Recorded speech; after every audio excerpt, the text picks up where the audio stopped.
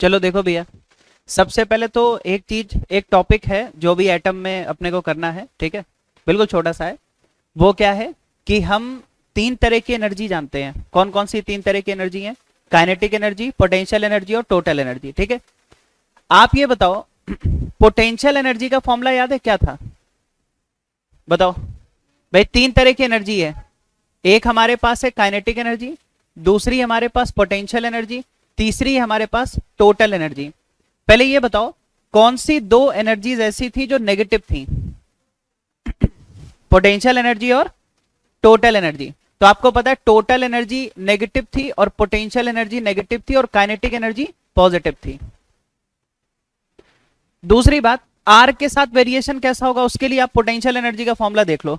बताओ potential energy का formula क्या था, अगर आपको याद हो? ये था कि इसकी जगह 1/4 pi epsilon not Q1 Q2। तो बताइए जरा, Q1 Q2 कितना था?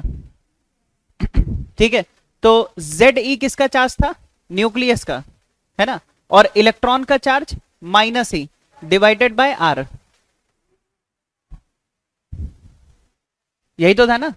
तो अब आप ये बताओ जरा, पोटेंशियल एनर्जी का आर के साथ रिलेशन कैसा है? इनवर्स में। पोटेंशियल एनर्जी का आर के साथ रिलेशन कैसा है? इनवर्स में। अगर पोटेंशियल एनर्जी का आर के साथ इनवर्स में है तो काइनेटिक एनर्जी और टोटल एनर्जी का भी आर के साथ इनवर्स में ही होगा, क्योंकि इनमें डिफरेंस ज्यादा कुछ नहीं था। आपको याद होगा, टोटल एनर्जी में मॉड ले लेते थे तो काइनेटिक एनर्जी आ जाती थी, और टोटल एनर्जी का डबल कर देते थे तो पोटेंशियल एनर्जी आ जाती थी। बोलो भाई। तो इसका मतलब ये है कि वेरिएशन तो सब एक जैसा ही शो कर रहे हैं, फर्क किसका है? बस डबल का या फिर माइनस साइन का, बस इसका ही फर्क है ना। तो अब एक काम करते हैं, जरा इन सबके ग्राफ एक बार देख लेते हैं। ये देखो, तो यहां पर हम y एक्सेस पर रख रहे हैं एनर्जी को, y एक्सेस पर रख रहे हैं एनर्जी को, और x एक्सेस पर यहां पर है r। सबसे पहले काइनेटिक एनर्जी। अच्छा एक चीज और बताओ, टोटल एनर्जी और पोटेंशियल एनर्जी में कौन ग्रेटर था? तो आपको पता है टोटल एनर्जी की वैल्यू पोटेंशियल एनर्जी से बड़ी थी। दोनों नेगेटिव है, तो बताओ लेस नेगेटिव कौन है? जो बड़ा है, जो बड़ा है वो लेस नेगेटिव है। तो इसका मतलब जो टोटल एनर्जी है ये लेस नेगेटिव है। बोलो भाई, ये लेस नेगेटिव है और ये मोर नेगेटिव है। अरे बोलो भाई, यही तो था ना। क्योंकि जो ज्यादा नेगेटिव है वो उतना छोटा हो गया ना, ठीक है। अब जरा वेरिएशन देखो यहां पर। सबसे पहले अगर मैं आपसे काइनेटिक एनर्जी का आर के साथ वेरिएशन पूछूं, तो आपको पता है जैसे जैसे आर बढ़ेगा काइनेटिक एनर्जी कम होगी। पॉजिटिव में है ना, पॉजिटिव में है, तो आर बढ़ने के साथ काइनेटिक एनर्जी कम होगी, ठीक है। और ग्राफ कैसा होगा? 1/r जैसा, रेक्टेंगुलर हाइपरबोलिक ग्राफ, है ना। तो यहां पर आप क्या कह सकते हो कि भाई जो काइनेटिक एनर्जी है उसका ग्राफ आर के साथ ऐसा होगा। अब बात करते हैं भैया इधर, पोटेंशियल एनर्जी और टोटल एनर्जी की। बहुत ध्यान से सुनना। पोटेंशियल एनर्जी की अगर हम बात करें, मैं दो ग्राफ बना रहा हूं, जरा आप बताना कौन सा पोटेंशियल एनर्जी के लिए, कौन सा काइनेटिक, कौन सा टोटल के लिए। दोनों नेगेटिव में है, ठीक है, दोनों नेगेटिव में। एक काम करते हैं, इसको थोड़ा सा और एक्सटेंड कर दो। अब जरा देखो, तो एक ग्राफ मान लीजिए मैंने ऐसे ड्रॉ किया और दूसरा ग्राफ ऐसे कुछ बना दिया। अब आप मुझे बताओ, येलो वाला किसको रिप्रेजेंट कर रहा है, ग्रीन वाला किसको रिप्रेजेंट कर रहा है? एक है टोटल और एक है पोटेंशियल। बताओ भाई, पोटेंशियल कौन सा है और टोटल कौन सा है? एक तो ऐसे पहचान सकते हैं, कैसे? एक तो ऐसे पहचान सकते हैं, कैसे? कि जो वैल्यू ग्रेटर है वो कौन सा है? जो वैल्यू ग्रेटर है वो टोटल है। अरे भैया इधर बताओ, एक तो ये ग्राफ है, एक उसके ऊपर है, तो ग्रेटर वाला कौन सा है? ग्रीन वाला है। तो जो बड़ा है वो टोटल एनर्जी को रिप्रेजेंट करेगा, यानी कि ये तो हो गई हमारे पास टोटल एनर्जी, तो नीचे वाली क्या हो गई? Potential energy. अरे बोलो भाई, अगर आपसे पूछा जाए एक ग्राफ ये एक ग्राफ ये, कौन सा ग्राफ ज्यादा एनर्जी शो कर रहा है? जो जितना ऊपर होगा उतना ज्यादा होगा। तो जो ऊपर है वो कौन सा है? Total energy. और जो थोड़ा नीचे है वो क्या है? Potential energy. तो इस तरीके से ये वाले जो ग्राफ हैं ये आपके दिमाग में होने चाहिए, क्वेश्चन पूछा जा सकता है। बोलो भाई, ठीक है ना। तो एक तो ये चीज हो गई। अब हम बात करेंगे एक्सरे पर। किस पर बात करेंगे? एक्सरे पर। एक्सरे के बारे में क्या क्या चीजें अपने को पता होनी चाहिए? सबसे पहले जो एक्सरे है वो बेसिकली बहुत ज्यादा एनर्जी वाली रेडिएशन है, बहुत ज्यादा एनर्जी है इसमें, ठीक है।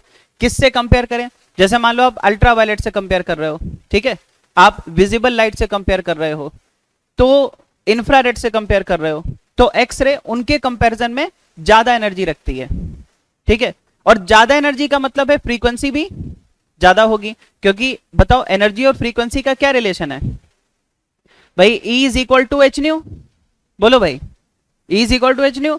अगर मैं बोल रहा हूं कि जो एक्स रे है उसकी एनर्जी ज्यादा है, तो भैया एनर्जी ज्यादा होने का मतलब है फ्रीक्वेंसी भी ज्यादा है, यानी कि आप कह सकते हो ये हाई फ्रीक्वेंसी इलेक्ट्रोमैग्नेटिक रेडिएशन है। बोलो भाई, एक्सरे क्या है, हाई फ्रीक्वेंसी इलेक्ट्रोमैग्नेटिक रेडिएशन है। आप इसको इलेक्ट्रोमैग्नेटिक वेव बोल दो, इलेक्ट्रोमैग्नेटिक रेडिएशन बोल दो, ठीक है, तो हाई फ्रीक्वेंसी इलेक्ट्रोमैग्नेटिक रेडिएशन है। एक तो ये बात हो गई। इधर सुनो, एनर्जी ज्यादा होने का मतलब फ्रीक्वेंसी भी ज्यादा होगी, इसलिए हाई फ्रीक्वेंसी इलेक्ट्रोमैग्नेटिक रेडिएशन है। अगर हम वेवलेंथ फाइंड करें, बताओ जरा फ्रीक्वेंसी और वेवलेंथ में क्या रिलेशन है, तो आपको पता है जो स्पीड है उसको हम लिख सकते हैं फ्रीक्वेंसी इंटू वेवलेंथ। बोलो भैया, जो स्पीड है, जो लाइट की स्पीड है उसको हम लिख सकते हैं फ्रीक्वेंसी इंटू वेवलेंथ। तो यहां से क्या हम वेवलेंथ कैलकुलेट कर सकते हैं, तो वेवलेंथ क्या आ जाएगा, सी अपॉन फ्रीक्वेंसी। अरे बोलो भाई, अगर फ्रीक्वेंसी ज्यादा है तो वेवलेंथ कम होगी, अगर फ्रीक्वेंसी ज्यादा है तो वेवलेंथ कम होगी, यानी कि अगर फ्रीक्वेंसी ज्यादा है मतलब आप बोल रहे हो हाई फ्रीक्वेंसी वेव है, इसका मतलब लो वेवलेंथ वेव है, और इसकी जो वेवलेंथ है वो इस रेंज में लाई करती है। कितनी है देखो, 0.01 एंगस्ट्रॉम से 100 एंगस्ट्रॉम के बीच में लाई करती है। अरे बोलो भैया, तो मतलब कि आप क्या बोल सकते हो कि जो एक्स रे है वो काफी लो वेवलेंथ पर है या फिर बहुत हाई फ्रीक्वेंसी पर है।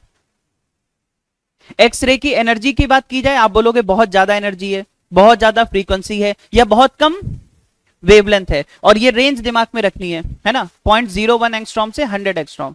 अरे बोलो भाई, ध्यान से देखो, बताओ क्या ये 1/100 नहीं है, 0.01 1/100 नहीं है, तो 1/100 एंगस्ट्रॉम से 100 एंगस्ट्रॉम, ऐसे याद रखो, 1 में 100 से डिवाइड किया और 1 में 100 से मल्टीप्लाई किया, तो 1/100 एंगस्ट्रॉम से 100 एंगस्ट्रॉम के बीच में वेवलेंथ है एक्सरे की। अरे बात समझ में, तो एक तो ये हो गई। अब सुनो, जिसकी एनर्जी ज्यादा है क्या उसका मोमेंटम भी ज्यादा होगा, भाई आप जानते हो फोटोन के लिए हम लिख सकते हैं E is equal to PC, मतलब कि जिसकी एनर्जी ज्यादा है उसका मोमेंटम भी ज्यादा होगा, और जिसका मोमेंटम ज्यादा है वो ज्यादा पेनेट्रेट कर सकता है किसी फिजिकल सब्सटेंस को।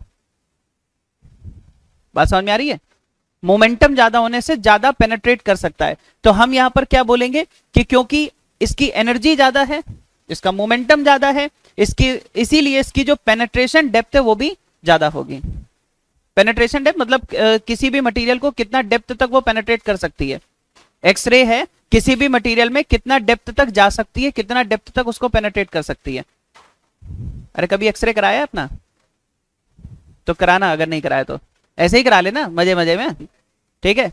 तो एक्सरे करा के आपको पता चलेगा कि वो जो एक्सरे है, ठीक है, वो इसको पेनेट्रेट कर गई, अंदर तक गई, बोन्स पे जाके हिट करती है, ठीक है, पिक्चर आपको देती है।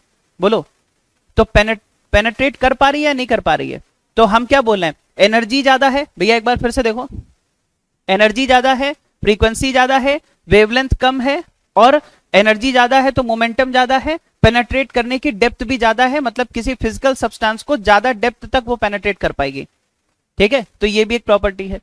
अच्छा, इसमें हम क्या करते हैं, एक्सरे को दो पार्ट में हम डिवाइड करते हैं, एक हमारे पास है सॉफ्ट एक्सरे और दूसरी है हार्ड एक्सरे। ऐसा समझो, सॉफ्ट का मतलब क्या है, जिसकी एनर्जी ज्यादा ना हो, और हार्ड का मतलब है जिसकी एनर्जी ज्यादा हो। सॉफ्ट का मतलब क्या है, जो ज्यादा पेनेट्रेट ना कर पाए, हार्ड का मतलब है जो ज्यादा पेनेट्रेट कर जाए, मतलब उसमें रिलेटिव है, रिलेटिव है। तो सॉफ्ट एक्सरे वो है, इसी में अगर आप देखें, ठीक है, हमने इस तरह से इसको डिफाइन किया, सॉफ्ट एक्सरे का मतलब है कि लैम्डा ज्यादा है मतलब एनर्जी कम है। बोलो भाई, अगर लैम्डा ज्यादा है इसका मतलब एनर्जी कम है, और लैम्डा कम है मतलब एनर्जी ज्यादा है।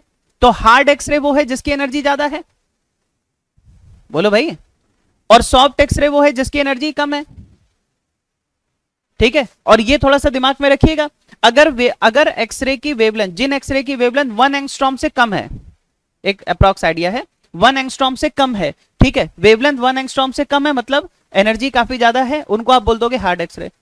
और अगर 10 एंगस्ट्रॉम से ज्यादा लैम्डा की एक्सरे है उसको आप बोल दोगे सॉफ्ट एक्सरे है, ठीक है। अलग अलग जगह अलग अलग पर्पज है।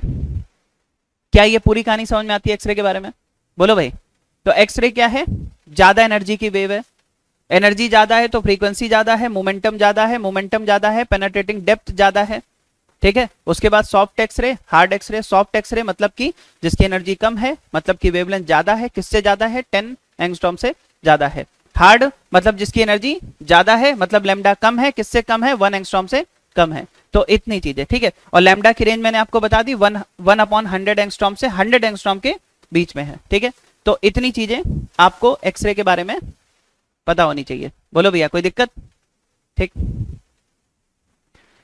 अब बात करते हैं कि जो एक्सरे है उसको कैसे प्रोड्यूस किया गया, प्रोडक्शन ऑफ एक्सरे, है ना। इसका बेसिक चीज समझना। सबसे पहले तो दो डायग्राम देख लो, दोनों एक ही चीज है, बस अलग अलग तरीके से आपके सामने रखा गया है। ये जो आप ट्यूब देख रहे हो ना, ट्यूब, इसको हम बोलते हैं कूलिश ट्यूब। क्या बोलते हैं? कूलिश ट्यूब। इसको, या फिर ये जो आप ट्यूब देख रहे हो इसको हम बोलते हैं कूलिश ट्यूब। भैया इधर ध्यान दे, इसको क्या बोलते हैं? कूलिश ट्यूब। कूलिश ट्यूब भी बोल सकते हो और डिस्चार्ज ट्यूब भी बोल सकते हो। क्या बोल सकते हो? डिस्चार्ज ट्यूब, ठीक है। इसमें अगर आप ध्यान से देखो तो यहां पर आपको एक फिलामेंट दिख रहा होगा। ये क्या दिख रहा है? फिलामेंट, ठीक है। यहां पर देख लो, यहां पर देख लो, दोनों जगह आपको फिलामेंट दिख रहा है। बताओ फिलामेंट को अगर हम हीट करते हैं तो क्या होगा? इलेक्ट्रॉन्स एमिट करेगा। फिलामेंट को अगर हीट करते हैं तो क्या एमिट करेगा? इलेक्ट्रॉन्स एमिट करेगा।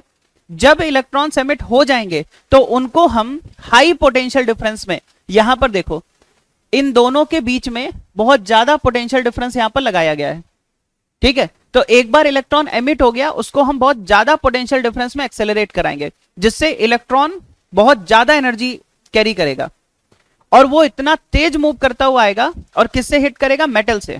किससे हिट करेगा? मेटल से, ठीक है। ये एक डायग्राम देख लो, बाकी मैं आपको इसमें समझाता हूं अगले डायग्राम में। यहां पर देखो तो भैया ये अपने पास क्या है? डिस्चार्ज ट्यूब या फिर कूलिश ट्यूब। अब ध्यान से देखो, सबसे पहले तो यहां पर आपको दिख रहा होगा फिलामेंट है, और इस फिलामेंट को हमने एक पोटेंशियल डिफरेंस दे दिया। जब इस फिलामेंट से करंट पास होगी तो बताओ क्या होगा? ये इलेक्ट्रॉन्स एमिट करेगा, और जब ये इलेक्ट्रॉन्स एमिट करेगा तो जब इलेक्ट्रॉन्स यहां से एमिट होंगे उसके बाद हमने क्या किया? ये कैथोड है। क्या है ये? कैथोड है। अब जरा बताओ, ये जो कैथोड है ये लोअर पोटेंशियल पे है और जो एनोड है वो हायर पोटेंशियल पे है। अरे बोलो भैया। तो क्या हुआ? नेगेटिव वाला क्या करेगा? इलेक्ट्रॉन्स को रिपेल करेगा। मतलब जो भी यहां से इलेक्ट्रॉन्स निकले हैं, जो भी इलेक्ट्रॉन्स यहां से निकले हैं, ठीक है, वो एक पोटेंशियल हाई वोल्टेज यहां पर हमने लगा रखा है। इनके बीच में बहुत ज्यादा पोटेंशियल डिफरेंस लगा रखा है, ताकि जो इलेक्ट्रॉन्स है वो बहुत ज्यादा पोटेंशियल डिफरेंस में एक्सेलरेट हो और एक्सेलरेट करते हुए जाएं। और ये जो मेटल टारगेट है, ये क्या है? मेटल टारगेट है, इससे जाके कोलाइड कर जाएं। आप जरा सोचो इलेक्ट्रॉन कितना छोटा होता है, कितना छोटा होता है, एटम से भी छोटा होता है ना। मतलब इलेक्ट्रॉन एटम के अंदर भी घुस सकता है, क्योंकि वो तो एटम से भी छोटा है। अरे बोलो, इलेक्ट्रॉन मान लो आ रहा है, आप रास्ते में जा रहे हो, आपके अंदर भी घुस जाएगा इलेक्ट्रॉन, क्योंकि वो तो एटम के अंदर तक जा सकता है। अरे बोलो भैया। तो मैं आपसे क्या बोल रहा हूं? बारिश शुरू हो गई, यही टाइम सही है। तो इलेक्ट्रॉन आया भैया, इलेक्ट्रॉन आ रहा है, ठीक है। देखो इलेक्ट्रॉन आ रहा है, हाई पोटेंशियल डिफरेंस में एक्सेलरेट हुआ। अच्छा आप जरा मुझे ये बताओ, अगर यहां पर इलेक्ट्रॉन जस्ट निकला है, मैं मान लो इलेक्ट्रॉन की काइनेटिक एनर्जी यहां 0 है, कोई बता सकता है जब इलेक्ट्रॉन यहां पहुंचेगा तब उसकी काइनेटिक एनर्जी कितनी होगी? कई बार मैं आपको बता चुका हूं, अगर v पोटेंशियल डिफरेंस में इलेक्ट्रॉन को एक्सेलरेट करोगे तो वो ev की एनर्जी गेन कर लेगा। Charge into potential difference, charge into potential difference, charge into potential difference, सही है। तो E इंटू वी, E यहां पर क्या है? इलेक्ट्रॉन का चार्ज। आओ भैया आओ, बैठो आराम से। E यहां पर क्या है? ऐसा लग रहा है बारिश कल इनके लिए हुई थी थोड़ी देर के लिए, फिर देखो धीमी हो गई। आओ इधर। तो E क्या है? इलेक्ट्रॉन का चार्ज, और V क्या है? इन दोनों के बीच का पोटेंशियल डिफरेंस। तो E इंटू वी, है ना, इतनी एनर्जी वो गेन कर लेगा। अरे इधर सुन लो, अभी कुछ नहीं है, अभी लिखना कुछ है नहीं, देखो इधर समझो। तो इलेक्ट्रॉन भैया यहां से निकला, कितने पोटेंशियल डिफरेंस में एक्सेलरेट किया? दो तीन छोटी छोटी चीजें हैं, बस समझ लो ढंग से, है ना। पुरानी बातें मुझे पता है याद नहीं होंगी अच्छे से, ठीक है। इतना लोड है आप लोग पे, इतनी चीजें पढ़नी होती हैं, सबको बैलेंस बना के चलना इतना आसान नहीं है कि नहीं? इसलिए मैं आपको फिर से बता दे रहा हूं ये चीजें। बताओ कितना पोटेंशियल डिफरेंस है? कितना पोटेंशियल डिफरेंस है? V। और अगर इलेक्ट्रॉन जिसका चार्ज है E, उसको V पोटेंशियल डिफरेंस में एक्सेलरेट करेंगे तो उसके पास कितनी काइनेटिक एनर्जी आ जाएगी? EV। यानी EV की काइनेटिक एनर्जी लेके ये इलेक्ट्रॉन मेटल में घुसेगा, और जैसे ये मेटल से टकराता है, ठीक है, जैसे ही मेटल से टकराता है, यहां से कुछ रेज निकलती हैं, यहां से कुछ रेज निकलती हैं, ठीक है। जब ये रेज पहली बार देखी गई तो लोगों को समझ नहीं आ रहा था इतनी हाई एनर्जी की रेज निकल रही है, ये कौन सी रेज है। तो जैसे मैथ्स में नहीं हम लेट कर लेते थे, क्वेश्चन नहीं आते थे पहले कि इस काम को 10 लोग इतने दिन में पूरा करते हैं, ठीक है, तो इतने ही काम को अगर 50 लोग लगा दिए जाए कितने टाइम में पूरा करेंगे, तो आप लेट करते थे ना कि एक्स, है ना। तो वैसे यहां पर भी लेट कर लिया गया था कि चलो इन रेस का नाम रख देते एक्सरे। नहीं, कोई मजाक नहीं कर रहे, सच है, ये ऐसे ही रखा गया था इनका नाम, ठीक है। तो पहले इसका नाम रख दिया एक्सरे। एक्चुअल में क्या है ना, नई नई चीजें रोज देखी जा रही हैं, आप सोचो नई नई चीजें रोज देखी जा रही। अब कुछ तो नाम रखना पड़ेगा, अगर उसके बारे में बात बाद में भी करनी है, कभी बाद में कोई इन्वेंशन हुई तो वो उसी में आएगी ना। तो उसको नाम रख दिया गया कि भाई जब इलेक्ट्रॉन, अच्छा ये जो इलेक्ट्रॉन है ना, इस इलेक्ट्रॉन बीम को आप कैथोड रे कह सकते हो। क्या बोल सकते हो? कैथोड रे का मतलब क्या है? Fast moving electrons, fast moving electrons. अगर फास्ट मूविंग इलेक्ट्रॉन्स है तो आप उसको कैथोड रे भी बोल सकते हो, इसीलिए। और इसको हम बोल रहे हैं डिस्चार्ज ट्यूब या कूलिज ट्यूब। क्या बोल रहे हैं? तो जरा बताओ क्या हुआ। सबसे पहले आपने क्या किया? फिलामेंट से करंट पास कराई जिससे इलेक्ट्रॉन निकले। एक बार इलेक्ट्रॉन निकले उसको हमने एक पोटेंशियल डिफरेंस में एक्सेलरेट किया। एक्सेलरेट करने से उन इलेक्ट्रॉन्स के पास क्या आ गई? Kinetic energy. कितनी काइनेटिक एनर्जी आ गई? ईवी की काइनेटिक एनर्जी आ गई। ईवी की काइनेटिक एनर्जी से वो मेटल से टकराए, जैसे ही वो टकराए अंदर से कुछ रेज निकली, उन रेज का नाम रख दिया गया एक्सरे। और इन एक्सरे की प्रॉपर्टी मैं आपको यहां पर बता चुका हूं। कहां पर? यहां पर कि एनर्जी बहुत ज्यादा होती है, पेनेट्रेशन डेप्थ बहुत ज्यादा होती है, ठीक है, ये सारी बातें है ना। वेवलेंथ ऑब्वियस सी बात है फिर बहुत कम हो जाएगी। क्या यहां तक भैया समझ में आता है?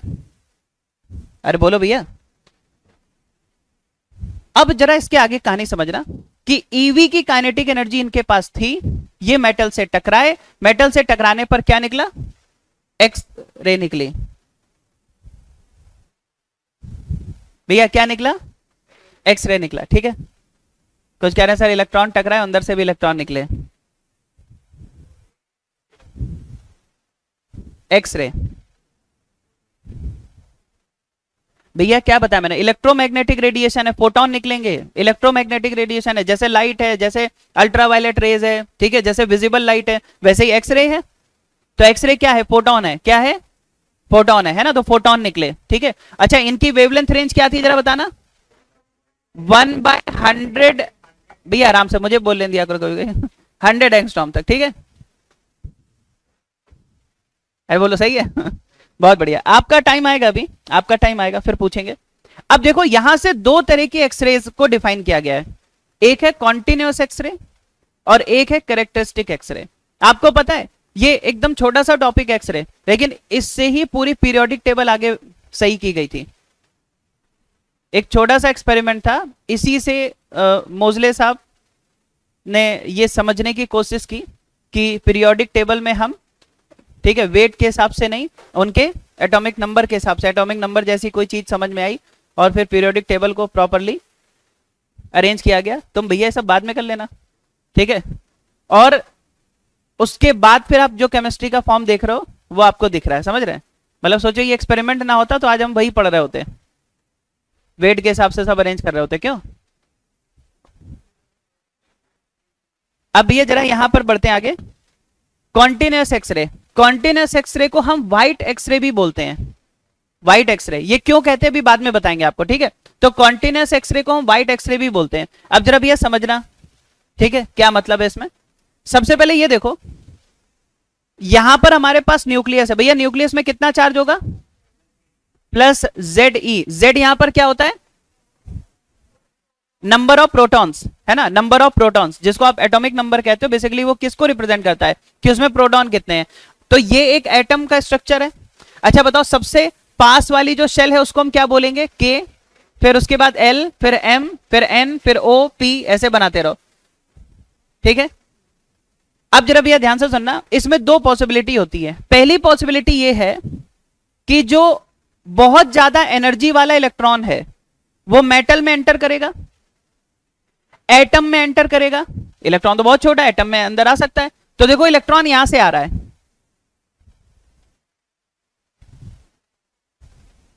भैया देखें इधर, मान लीजिए इलेक्ट्रॉन यहां से आ रहा है, ठीक है, यहां से इलेक्ट्रॉन आता है। अच्छा आपको पता है, बताओ जरा, के शेल में कितने इलेक्ट्रॉन्स होंगे? 2 इलेक्ट्रॉन होंगे। तो मान लो एक इलेक्ट्रॉन यहां पर है, एक इलेक्ट्रॉन यहां पर है, ठीक है। बड़ा खुश हो, बताओ एल में कितने होंगे? कैसे 8 होंगे?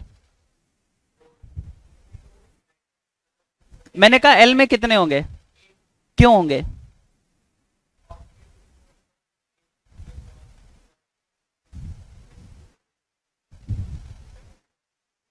एक एक फॉर्मूला था शायद, 2n², बस इतना बोल दो काम चल जाता है। इन डेप्थ जाने की जरूरत है ही नहीं हमें, है ना, जितनी जरूरत हो उतना बताओ। तो भैया यहां पर भी मान लीजिए इलेक्ट्रॉन्स है, यहां पर भी इलेक्ट्रॉन्स है। अब ध्यान से सुनना, हम यहां पर क्या कह रहे हैं कि जो ये इलेक्ट्रॉन है, ये कौन सा इलेक्ट्रॉन है? जो बाहर से आ रहा है, बिल्कुल सही है, ये एटम का इलेक्ट्रॉन नहीं है, ये बाहर से वही एक्सेलरेट करते हुए आ रहा है। बताओ जरा इसके पास कितनी एनर्जी है? इसके पास कितनी काइनेटिक एनर्जी है? ईवी की काइनेटिक एनर्जी है। अब आप ये बताओ, ये ईवी की काइनेटिक एनर्जी लेके ऐसे आ रहा था, आ रहा था, आ रहा था, और ये किसी भी ऑर्बिटिंग इलेक्ट्रॉन से नहीं टकराया, किसी भी ऑर्बिटिंग इलेक्ट्रॉन से नहीं टकराया, और न्यूक्लियस के नजदीक से निकलने वाला है। अब जरा एक बात बताओ, न्यूक्लियस क्या करेगा? इस इलेक्ट्रॉन को अट्रैक्ट करेगा। जैसे मान लो कि इधर से कोई जा रहा हो दौड़ते हुए, और जैसे ही वो थोड़ा सा आगे पहुंचा, आपने खींच लिया, तो उसकी डायरेक्शन बदल गई, क्या उसकी एनर्जी में लॉस नहीं हुआ होगा? भाई कोई ऐसे इधर से चला जा रहा था और आपने यहां से खींच लिया उसको बहुत तेज से, तो उसकी डायरेक्शन पूरी बदल गई, क्या उसकी एनर्जी में लॉस नहीं हुआ होगा? हुआ होगा। तो जरा यहां पर देखो, ये इलेक्ट्रॉन आया, ये इलेक्ट्रॉन आया, ऐसे आया भैया, और देखो यहां पर जैसे वो न्यूक्लियस के नजदीक से निकला, इसकी वजह से क्या हुआ? इसका पाथ डेविएट हो गया। रहने दो, कोई मतलब नहीं, ठीक है। ऐसे आया और पाथ डेविएट हो गया। मुझे पता है क्या पूछना है आपको, आया और पाथ डेविएट हो गया, सही है। जब पाथ डेविएट हुआ और यहां से ये निकला, तब ये देखा गया कि जो इलेक्ट्रॉन है, इसकी जो काइनेटिक एनर्जी है वो ईवी से कम है। आया कितनी एनर्जी लेके था? ईवी। और जब यहां से निकला बाहर तो कितनी? Less than EV. एनर्जी कहीं लॉस हो गई ना। वो जो एनर्जी लॉस हुई, वो एनर्जी फोटोन के फॉर्म में निकल गई। किसके फॉर्म में? फोटोन के फॉर्म में निकल गई। वही एक्सरे फोटोन था। किसका फोटोन था? एक्सरे का फोटोन था। बोलो भैया। अब जरा मुझे एक बात बताओ, कुछ एनर्जी लेके आया था, लेकिन जब निकला तो एनर्जी पहले से कुछ कम हो चुकी है, मतलब एनर्जी में कुछ लॉस हो चुका है। जो एनर्जी में लॉस हुआ उसका फोटोन बन के निकल गया। अरे बोलो भाई। तो क्या आप बता सकते हो इस फोटोन की वेवलेंथ कितनी होगी? मान लो इनिशियल एनर्जी ईवी है और फाइनल काइनेटिक एनर्जी मान लो कुछ यहां पर कुछ के डैश मान लो, तो जरा बताओ इलेक्ट्रॉन की एनर्जी कितना कम हो गई? पहले कितनी लेके आया था? ईवी लेके आया था, कितना बची अब? के डैश। तो कम कितना हो गई? डिक्रीज कितना हो गई? ईवी माइनस के डैश। और जितना एनर्जी ये डिक्रीज हो गई है, क्या ये एच सी बाय लैम्डा का फोटोन नहीं निकल गया? अरे बोलो भैया, क्या यहां से हम लैम्डा नहीं निकाल सकते हैं? क्या निकाल सकते हैं? H C upon eV minus के डैश। अरे बोलो भैया, यहां से लैम्डा आ सकता है। अब आप मुझे एक और बात बताइए, इलेक्ट्रॉन इस न्यूक्लियस के कितना नजदीक से गुजरा है, इस बात पे डिपेंड करेगा कि काइनेटिक एनर्जी में कितना लॉस होगा।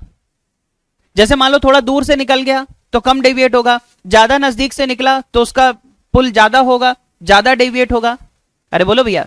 तो अलग अलग लॉस होगा, काइनेटिक एनर्जी में जो लॉस होगा उसका अमाउंट अलग अलग होगा।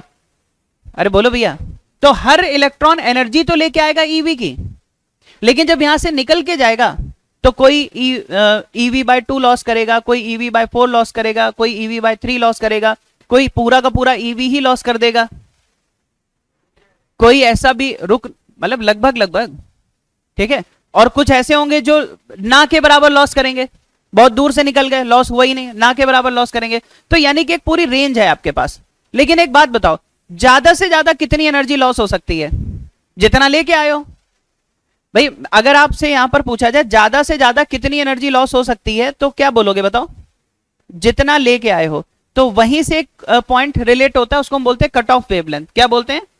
कट ऑफ वेवलेंथ, या मिनिमम वेवलेंथ भी बोल सकते हैं। जरा समझिएगा, यहां पर जरा देखो, बताओ इलेक्ट्रॉन कितनी एनर्जी लेके आया था? इसकी काइनेटिक एनर्जी बताओ जरा। ईवी, अगर आप यूनिट रखते हो जूल, और आप ले सकते हो वी अगर यूनिट रखते हो इलेक्ट्रॉन वोल्ट। ये मैं पहले भी कई बार बता चुका हूं आपको, फिर से बता दे रहे। जूल में एनर्जी कितनी है? E into V. और इलेक्ट्रॉन वोल्ट में एनर्जी कितनी है? क्योंकि इलेक्ट्रॉन वोल्ट में कन्वर्ट करने के लिए ई से डिवाइड करोगे, तो ई से डिवाइड करोगे केवल वी बचेगा। अरे बोलो भाई। तो यानी कि जो काइनेटिक एनर्जी है, अगर जूल में पूछा जाए तो ई इंटू वी, और अगर इलेक्ट्रॉन वोल्ट में पूछा जाए तो सिर्फ वी। तो इतनी एनर्जी लेके आया। अब आप ये एनर्जी लेके आया, और जब न्यूक्लियस के पास से गुजरा, न्यूक्लियस के पास से गुजरा तो क्या हुआ? डेविएट हो गया, है ना। तो मैं आपसे पूछ रहा हूं, मैक्सिमम पॉसिबल लॉस क्या हो सकता है? Maximum possible loss in kinetic energy, क्या वो ईवी का है? बोलो भाई। मैं कह रहा हूं जितना लेके आया पूरा का पूरा लॉस कर दे, इससे ज्यादा लॉस नहीं हो सकता। अरे बोलो भैया, जितना लाया पूरा का पूरा लॉस कर दे, इससे ज्यादा लॉस नहीं हो सकता। लेकिन अब जरा ये बताइए, जब इसने पूरी एनर्जी लॉस कर दी, तो इस केस में बताओ जो फोटोन निकलेगा उसकी एनर्जी क्या होगी? Maximum possible energy of photon कितनी होगी? ईवी। अरे भाई, जो इलेक्ट्रॉन की एनर्जी लॉस हो रही है उतनी ही एनर्जी का तो फोटोन निकल रहा है। तो इसने अपनी कितनी एनर्जी लॉस कर दी? ईवी। तो कितनी एनर्जी का फोटोन निकला? ईवी। और अगर ईवी एनर्जी का फोटोन निकला है, तो जरा एक बात बताइए, लैम्डा क्या होता है? H C upon energy. H C upon energy. अरे बोलो भैया, अगर एनर्जी को तुम मैक्सिमम ले रहे हो, तो लैम्डा तुम्हें क्या मिलेगा? मिनिमम मिलेगा। तो बताइए जरा, मिनिमम लैम्डा कितना आ गया? H C by eV. अरे कुछ बोलो भैया। एच सी अपॉन ईवी, ये होता है मिनिमम वेवलेंथ या cut off wavelength. Minimum wavelength या कट ऑफ वेवलेंथ। अब मुझे एक बात बताओ, जो लैम्डा हमें मिलेगा, ठीक है, ये जो भी हम पढ़ रहे हैं, हमें जो भी एक्सरे का लैम्डा मिलेगा, वो कम से कम कितना हो सकता है? यानी कि आप कहोगे sir H C by EV कम से कम हो सकता है, नहीं तो उससे ज्यादा होगा। और कितना ज्यादा तक हो सकता है? मैंने आपसे क्या बोला कि कोई इलेक्ट्रॉन आया, ईवी की एनर्जी लेके आया, एक पॉसिबिलिटी ये है कि पूरी की पूरी लॉस कर दे, उससे तो लैम्डा मिनिमम का फोटोन निकला। एक ये भी तो है कि बिल्कुल ना के बराबर लॉस करे। लॉस होगा लेकिन बिल्कुल ना के बराबर। सोचो अगर बिल्कुल लॉस ना होता तो लैम्डा आता इनफाइनाइट। भाई जब एनर्जी नहीं है तो लैम्डा किस बात का? लेकिन अगर थोड़ा थोड़ा लॉस हुआ है एनर्जी में, तो ज्यादा ज्यादा लैम्डा मिलेगा। मतलब मैक्सिमम की कोई लिमिट नहीं है, मिनिमम की है। मिनिमम लैम्डा क्या होगा? H C upon eV. अरे बोलो भैया, ठीक है। तो क्या ये फॉर्मूला आपको क्लियर होता है? आप भैया फॉर्मूला नोट कर लेना, ये फॉर्मूला नोट कर लेना। अब आप चाहो तो कैलकुलेशन करते समय बताओ जरा, ये मैंने नीचे जूल में लिखा है ना लैम्डा, मतलब लैम्डा जो मैं ले रहा हूं उसके अंदर ईवी जूल में है ना।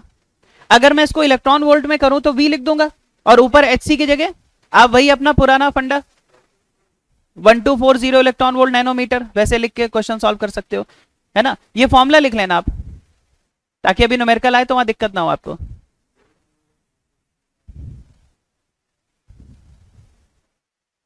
हाँ मैं समझ गया भाई, सीधी सी बात है। इलेक्ट्रॉन जो हमारा है वो कितनी एनर्जी लेके आ रहा है?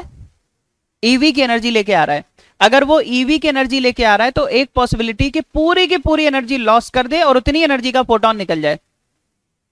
तो मैक्सिमम एनर्जी फोटोन की क्या हो सकती है? ईवी। यानी मिनिमम वेवलेंथ फोटोन की क्या हो सकती है? H C by eV. ध्यान रखना, maximum energy minimum wavelength, maximum energy minimum wavelength. Energy जितनी ज्यादा होगी लैम्डा उतना कम होगा। इसी को बोलते हैं कट ऑफ वेवलेंथ। क्या बोलते हैं भैया? कट ऑफ वेवलेंथ है ना, या फिर इसको हम बोल सकते हैं मिनिमम वेवलेंथ। अब इधर आ जाओ, intensity versus I versus lambda है ना, आई वर्सेस लेमडा का ग्राफ बना रहे हैं कॉन्टिन्यूअस एक्सरे के लिए। ध्यान से देखिएगा क्या ग्राफ है भैया, इधर देखो, यहां पर हमारे पास क्या है, इंटेंसिटी, और यहां पर है लेमडा, और ग्राफ देखो कुछ ऐसा आता है। इसको थोड़ा सा और आगे तक ले जाते हैं। हाँ देखो ग्राफ कुछ ऐसा आता है, जैसे मान लीजिए ये देखो एक ऐसा ग्राफ देखो, अब ये ऐसा कुछ ग्राफ आया। ये ग्राफ क्या बता रहा है, ये ग्राफ आपको बता रहा है कि सबसे पहले तो एक लेमडा की मिनिमम वैल्यू है, सबसे पहले तो क्या बता रहा है, लेमडा की एक मिनिमम वैल्यू है, उससे कम लेमडा की एक्सरे अवेलेबल नहीं है। क्यों नहीं है, खुद समझो, क्यों नहीं है भाई बताओ, एक मिनिमम लेमडा क्यों है, उससे कम लेमडा पॉसिबल क्यों नहीं है, क्योंकि एक एनर्जी है, उससे ज्यादा एनर्जी पॉसिबल नहीं है। जितनी एनर्जी इलेक्ट्रॉन लेके आया है उससे ज्यादा लॉस थोड़ी ना हो जाएगी। अगर वो ईवी की एनर्जी लेके आया तो ज्यादा से ज्यादा ईवी एनर्जी का ही तो फोटोन निकल सकता है। तो जब एनर्जी की एक मैक्सिमम लिमिट है तो लेमडा की एक मिनिमम लिमिट नहीं होगी, यानी इससे कम लेमडा पॉसिबल नहीं है। अरे बोलो भैया, और फिर जैसे जैसे लेमडा बढ़ रहा है इंटेंसिटी वेरी कर रही है, फाइनली एक देखो एक सर्टेन वैल्यू के बाद बहुत कम हो गई है इंटेंसिटी, सही है। तो अपने लिए कट ऑफ वेवलेंथ ज्यादा इंपॉर्टेंट है ना, एक तो ये पार्ट हो गया। अरे बोलो भैया, अच्छा इसी में जरा एक चीज समझना, अगर मैं अलग अलग वी पर चेक करूं, जैसे यहां पर आई है, यहां पर लेमडा है, अलग अलग वी पर ग्राफ प्लॉट करें। जैसे मान लो एक ग्राफ आपने ऐसा प्लॉट कर दिया, ठीक है, ऐसा मान लो ये 20 किलो वोल्ट पे हमने किया, कितने पर किया, थोड़ी देर के लिए मान लो 20 किलो वोल्ट है पोटेंशियल डिफरेंस। अगर मैं पोटेंशियल डिफरेंस बढ़ा दूं तो क्या होगा जरा बताओ, अगर मैं पोटेंशियल डिफरेंस बढ़ा दूं, अब ज्यादा पोटेंशियल डिफरेंस में इलेक्ट्रॉन को एक्सेलरेट करें, क्या इलेक्ट्रॉन ज्यादा एनर्जी से टकराएगा, अरे जितना ज्यादा पोटेंशियल डिफरेंस उतना ज्यादा एनर्जी से मेटल से टकराएगा। जब ज्यादा एनर्जी से टकराएगा तो लॉस भी ज्यादा होने के चांसेस है। तो एक बात बताओ, अगर वी बढ़ा दिया तो लैम्डा मिनिमम कम हो जाएगा, वी बढ़ा दिया तो लैम्डा मिनिमम कम हो जाएगा। इसका मतलब अगला जो ग्राफ है वो थोड़ा कम लैम्डा से शुरू होगा। अरे बोलो भैया, ऐसा तो मान लो 40 किलो वोल्ट पे ग्राफ ऐसा कुछ आ गया, तो आप देख पा रहे हो ना कि वी बढ़ाने पर लैम्डा क्या हुआ, बोलो कम हुआ। देखो ना इधर जा रहे हैं, लैम्डा कम हो गया। अरे कुछ समझ आ रहा है। तो जैसे जैसे आप वी बढ़ाते जाओगे वैसे वैसे लैम्डा मिनिमम यानी कट ऑफ वेवलेंथ कम होती चली जाएगी। आप 100 किलो वोल्ट पे कर दो तो और कम लैम्डा से शुरू होगा। दिमाग में घुस रही है बात, कैसे आ रहा है बोलो। हाँ मतलब वी बढ़ाते चले जाओ आप, जितना ज्यादा वी में, आप खुद सोचो ना, आपने वी बढ़ाए तो वी बढ़ने से क्या हुआ कि जो उसकी काइनेटिक एनर्जी थी वो बढ़ गई, तो जो फोटोन की एनर्जी है, फोटोन एनर्जी है वो भी तो बढ़ जाएगी। और जब ज्यादा एनर्जी होगी तो लैम्डा मिनिमम कम हो जाएगा, तो और पहले से स्टार्ट होगा।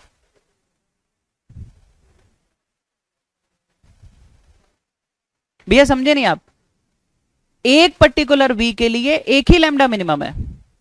मैं क्या बोल रहा हूं, ये दो सेटअप है, आप समझ नहीं पाए। मान लो 20 किलो वोल्ट में आपने इलेक्ट्रॉन को एक्सेलरेट किया, तो 20 किलो वोल्ट के करस्पॉन्डिंग लैम्डा मतलब इलेक्ट्रॉन की एनर्जी कितनी है, ईवी, वी की जगह 20 किलो वोल्ट आ गया, उसके करस्पॉन्डिंग एक लैम्डा मिनिमम है। अब मैं कह रहा हूं इस सेटअप के अलावा एक दूसरा सेटअप है, उसमें पोटेंशियल डिफरेंस 20 नहीं है, मान लो 40 कर दिया, समझ रहे हैं, तो उस 40 के करस्पॉन्डिंग तो एनर्जी बढ़ गई ना इलेक्ट्रॉन की, आप समझ रहे हैं, तो निकलने वाले फोटोन की एनर्जी भी ज्यादा होगी, तो लैम्डा और कम हो जाएगा, ये कह रहे हैं। उससे कोई, बस आपको ये चीज समझनी, इधर वाला बस ये समझना है, मिनिमम लैम्डा है ना, बाकी इधर की कैलकुलेशन से आपको कोई मतलब नहीं, इधर कुछ डाटा है नहीं ज्यादा। देख लो क्या हो रहा है, लैम्डा बढ़ा रहे हैं, इंटेंसिटी बढ़ रही है, फिर कम हो रही है। जो हो रहा है सामने ही है आपके, लैम्डा बढ़ाने पर क्या हो रहा है, ज्यादा जैसे जैसे लैम्डा बढ़ रहा है, पहले इंटेंसिटी बढ़ी है फिर कम होने लगी। भैया ये डाटा है, एक्सपेरिमेंटल डाटा है ना, इसका कोई मतलब नहीं, बहुत ज्यादा हम डेप्थ में नहीं जा सकते इसमें, है ना। जो क्वेश्चन आपके पास आएगा वो लैम्डा मिनिमम पर आएगा, बात समझ में आ रही है। अच्छा इसमें इंपॉर्टेंट बात क्या है, इसको क्यों बोलना है कि कॉन्टिन्यूस एक्सरे है, क्योंकि ग्राफ आप देख रहे हो कॉन्टिन्यूस है, नहीं टच से मतलब नहीं है। कॉन्टिन्यूस का मतलब ये है कि ऑल पॉसिबल लैम्डा की कुछ ना कुछ इंटेंसिटी है। जैसे आपने कहा सर एक लैम्डा मिनिमम है, ठीक है, इससे ज्यादा लैम्डा का इंटेंसिटी है, इससे हर एक लैम्डा पर देखो, हर एक लैम्डा पर कुछ ना कुछ इंटेंसिटी है, बोलो है या नहीं है? हर एक लैम्डा पर, ऐसा नहीं कि बीच में गायब हो गया कि ये लैम्डा प्रेजेंट ही नहीं है। जैसे आपने बोला एक मिनिमम लैम्डा है, तो मिनिमम लैम्डा के बाद हर एक लैम्डा पर कुछ ना कुछ इंटेंसिटी है, ग्राफ कॉन्टिन्यूअस है। ऐसा नहीं है कि केवल ये वाला लैम्डा प्रेजेंट है फिर बीच में कुछ नहीं है फिर ये वाला लैम्डा आ गया, ऐसा नहीं है। समझ रहे हैं? ये पूरा ग्राफ कैसा है? हाँ, कॉन्टिन्यूअस ग्राफ है। अरे बोलो भैया, तो ये कॉन्टिन्यूअस ग्राफ है ना? मतलब एक बार मिनिमम लैम्डा आ गया, मिनिमम लैम्डा के बाद हर एक लैम्डा पर आपको कुछ ना कुछ इंटेंसिटी मिल रही है, इसलिए पूरा ग्राफ कॉन्टिन्यूअस है। और क्यों हर एक लैम्डा की फोटोन है? क्यों हर एक लैम्डा का फोटोन है? जरा सोचो, बहुत सारे एटम है तो बहुत सारे इलेक्ट्रॉन भी आ रहे हैं उधर से। अरे बोलो, कोई न्यूक्लियस के ज्यादा नजदीक से निकला, कोई उससे थोड़ा दूर से निकला, कोई किसी एंगल पे निकला, किसी ने अपनी पूरी एनर्जी लॉस कर दी, किसी ने अपनी आधी एनर्जी लॉस की, किसी ने कुछ अमाउंट ऑफ एनर्जी लॉस किया, किसी ने कुछ फ्रैक्शन लॉस किया। तो अलग अलग फ्रैक्शन के हिसाब से, अलग अलग लॉस के हिसाब से अलग अलग लैम्डा है, इसलिए ऑल पॉसिबल लैम्डा हमें मिल जाता है। अरे बात समझ में? ये है, हर फोटोन निकलने वाला एक ही लैम्डा नहीं शो करेगा। जैसे मान लो मेटल से एक्सरे निकल रही है, तो पूरी एक्सरे में हर एक फोटोन सेम वेवलेंथ का नहीं है। कोई फोटोन निकला होगा जब मैक्सिमम लॉस हुआ होगा, कोई दूसरा फोटोन निकला होगा जब किसी इलेक्ट्रॉन ने अपनी आधी एनर्जी केवल लॉस की होगी, कोई फोटोन निकल रहा होगा जिसमें 1/4 लॉस हुआ होगा। इस तरह से आप देखो बहुत सारे लैम्डा में मिल गए। क्या सिंगल लैम्डा है? क्या सिंगल लैम्डा है? कांस्टेंट नहीं है भैया, वो जीरो की तरफ गया फिर कुछ नहीं है। कांस्टेंट ग्राफ ऐसा थोड़ी ना ऐसे बना दिया, कांस्टेंट कहां है? खत्म ही हो गया ना, फिर तो कांस्टेंट क्या है? ठीक है।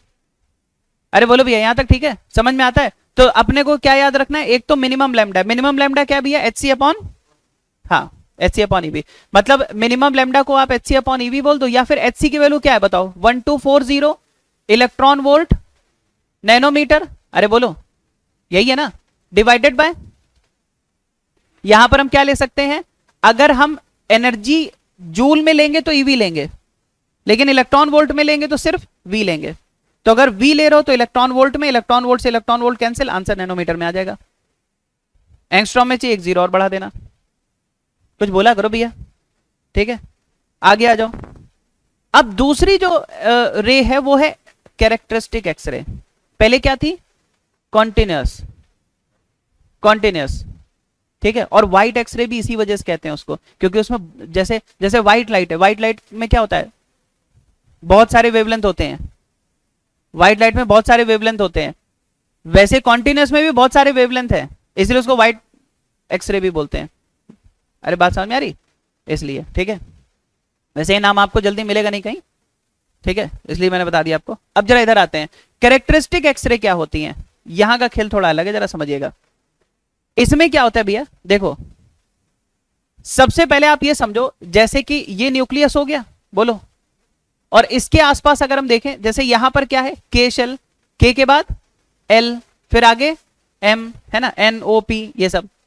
अब ध्यान से सुनना, मान लो यहां पर एक इलेक्ट्रॉन है, यहां पर, अच्छा बताओ, हर एक इलेक्ट्रॉन सबसे पहले कौन से ऑर्बिट को या कौन से शेल को फिल करने की कोशिश करता है? जो सबसे अंदर वाला है उसको पहले फिल करने की कोशिश करेगा, वो फिल हो जाएगी तब बाहर वाले में भरेगा, यही होता है ना। अब जरा इधर देखें, अब दूसरी पॉसिबिलिटी क्या है, और इसको कैरेक्टरिस्टिक क्यों कहते हैं? क्योंकि ये मेटल के कैरेक्टर को बताता है। कैरेक्टर मतलब उस तरह का नहीं, मतलब उसकी प्रॉपर्टीज को बताता है, समझ रहे हैं? जैसे मान लो पहले वाला क्या था? कॉन्टिन्यूअस। अब ध्यान देना, सुनना ध्यान से, कॉन्टिन्यूअस में मेटल के बारे में कुछ नहीं पता चलता, क्योंकि कॉन्टिन्यूअस में जो फोटोन निकल रहा है उसकी एनर्जी इलेक्ट्रॉन की एनर्जी पर डिपेंड करती है। ईवी जो लेके आया है उसमें मेटल का कुछ आइडिया नहीं लगता। अरे बात समझ में आ रही है? वो तो इलेक्ट्रॉन जितनी एनर्जी लेके आया उसके हिसाब से है।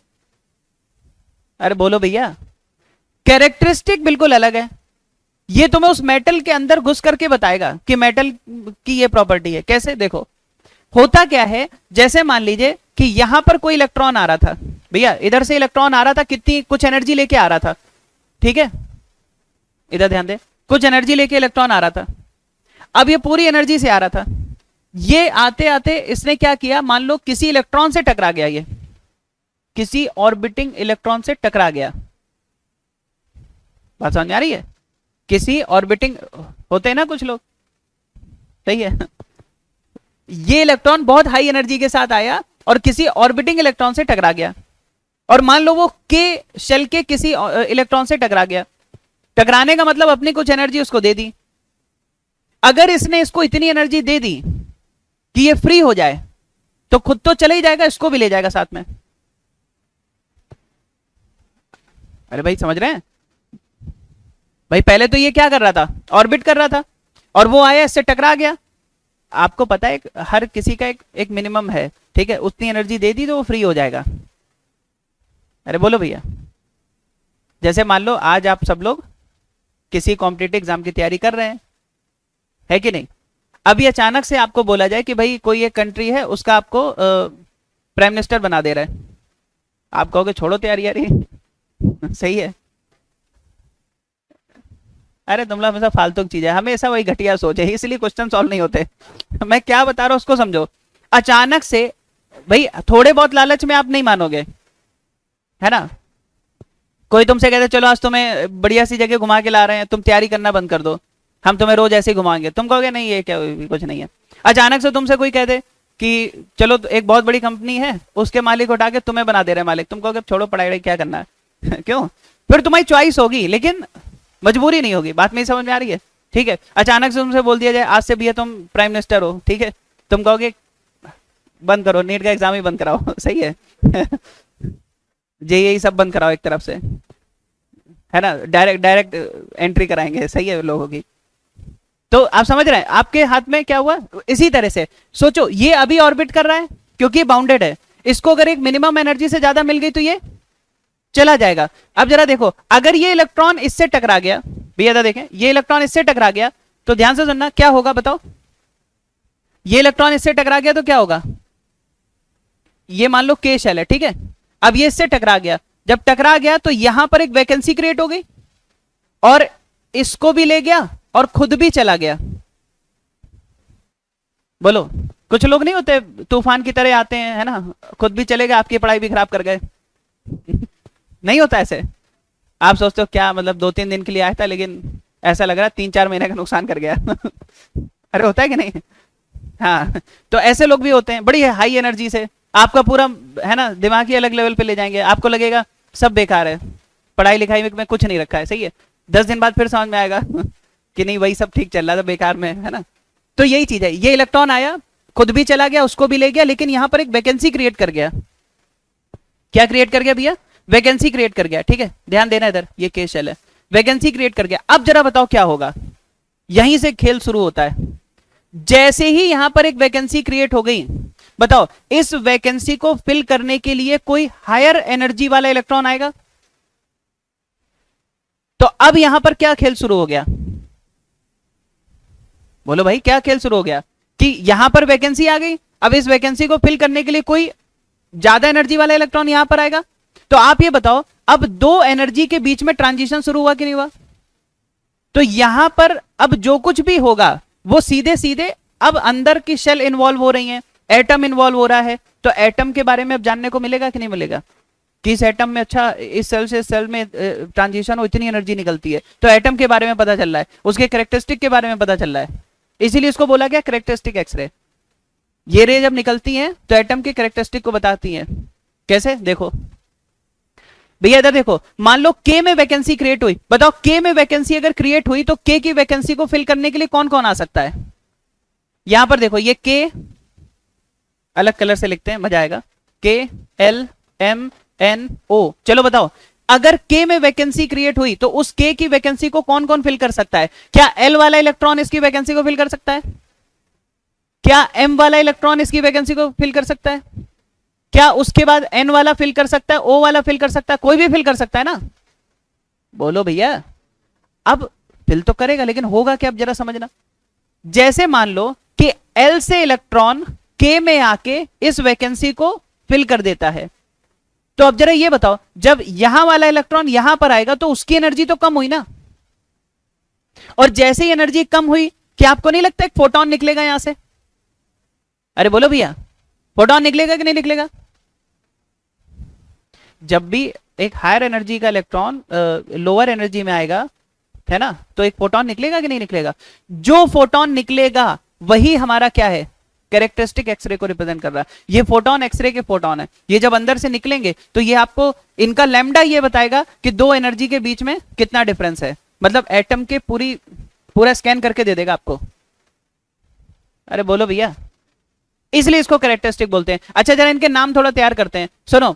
अगर के में ट्रांजिशन हो रहा है, ये पूरी की पूरी जो है ना, इसको हम बोलते हैं के सीरीज। ये क्या है? के सीरीज है, ठीक है। अरे बोलो, अगर फाइनली वैकेंसी कहां क्रिएट हुई? के में। हायर एनर्जी वाले इलेक्ट्रॉन कहां पर आ रहे हैं? के में। कहीं से भी आ रहे हैं, कहां आ रहे हैं? के में। तो सीरीज कौन सी? के सीरीज। अच्छा, के सीरीज में भी जरा इनके नाम देखो, इनके नाम देखो।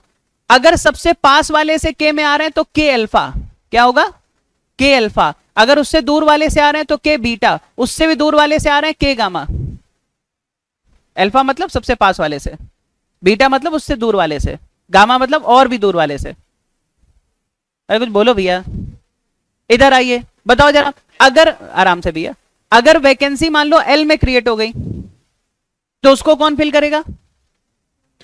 एम वाला, कोई भी नहीं, मतलब हायर एनर्जी वाला। हायर, अब कह दो के वाला वहां चला जाओ, नहीं जाएगा। हाँ, तो एम मान लो एल में वैकेंसी क्रिएट हुई तो एल से ऊपर जो भी है एम एन ओ ये फिल कर सकते हैं। तो जरा बताओ ये पूरी कौन सी सीरीज हो गई? एल सीरीज है, एल सीरीज है। कौन सी सीरीज है? एल सीरीज है। अब बताओ एल में कहां कहां से आ सकते हैं? अगर आप एम से एल में आ रहे हो तो क्या है? L alpha. अरे बोलो, उसके और बाद वाले से आ रहे हो तो बीटा, और उसके बाद वाले से आ रहे हो तो गामा। बताओ ये कौन सी सीरीज है? एम सीरीज है, एम सीरीज है। कह रहे सुनने में बड़ा अच्छा लगता है, मुझे लगता है समझ में आ गया होगा। क्लियर है भैया? तो यहां से निकलने वाले जो फोटोन होंगे वो आपको क्लियर बता रहे होंगे कि इस एटम में दो शेल के बीच में इतना एनर्जी गैप है। तो एटम के कैरेक्टर को बता रहे हैं, मेटल की कैरेक्टरिस्टिक को बता रहे हैं, इसीलिए इसको हम क्या बोल देते हैं? क्या बोल देते हैं? Characteristic X-ray. तो कॉन्टिन्यूअस कैरेक्टरिस्टिक। अब ये बताओ लैम्डा कैसे निकालोगे? उससे पहले एक काम करो, उससे पहले मुझे एक बार ये बता दो, के अल्फा, के बीटा, के गामा। चलो बताओ के अल्फा का मतलब क्या है? वेरी गुड, के में आ रहा है, के में आ रहा है। अरे भाई ये न्यूक्लियस हो गया, ये के है, ये एल है। बताओ कहां से कहां आ रहा है? एल से के में आ रहा है, मतलब कि एन इज इक्वल टू ये 1 है, एन इज इक्वल टू 2 ये है। भैया इधर ध्यान दें, तो एल से के में आ रहा है तो इसको आपने क्या बोल दिया? के अल्फा। क्योंकि जब ये एल से के में आएगा तो यहां से क्या होगा?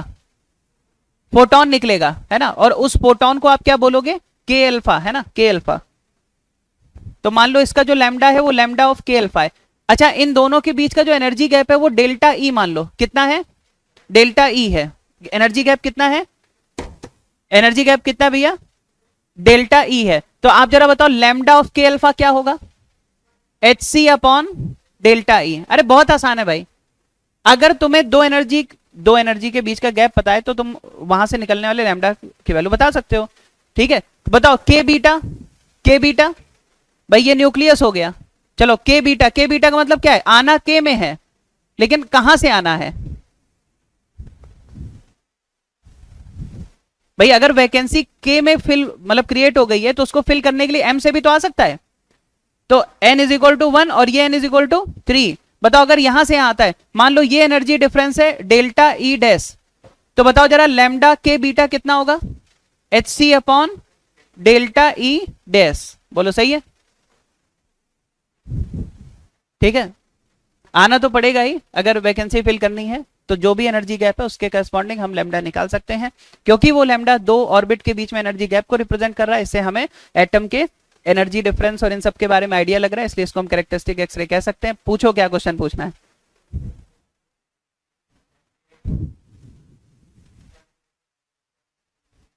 नहीं भैया, इसमें वो फॉर्मूले डायरेक्ट तो नहीं लगेंगे, आप जरा याद करो, जो मैंने ये कह रहे हैं कि क्या इसमें वो वाले फॉर्मूले लग सकते हैं जो बोर मॉडल में थे, 13.6 1/n1² minus 1/n2² into z², लग सकते हैं क्या? वो 1 इलेक्ट्रॉन, सिंगल इलेक्ट्रॉन सिस्टम के लिए वैलिड थे, और यहां पर बहुत सारे इलेक्ट्रॉन है।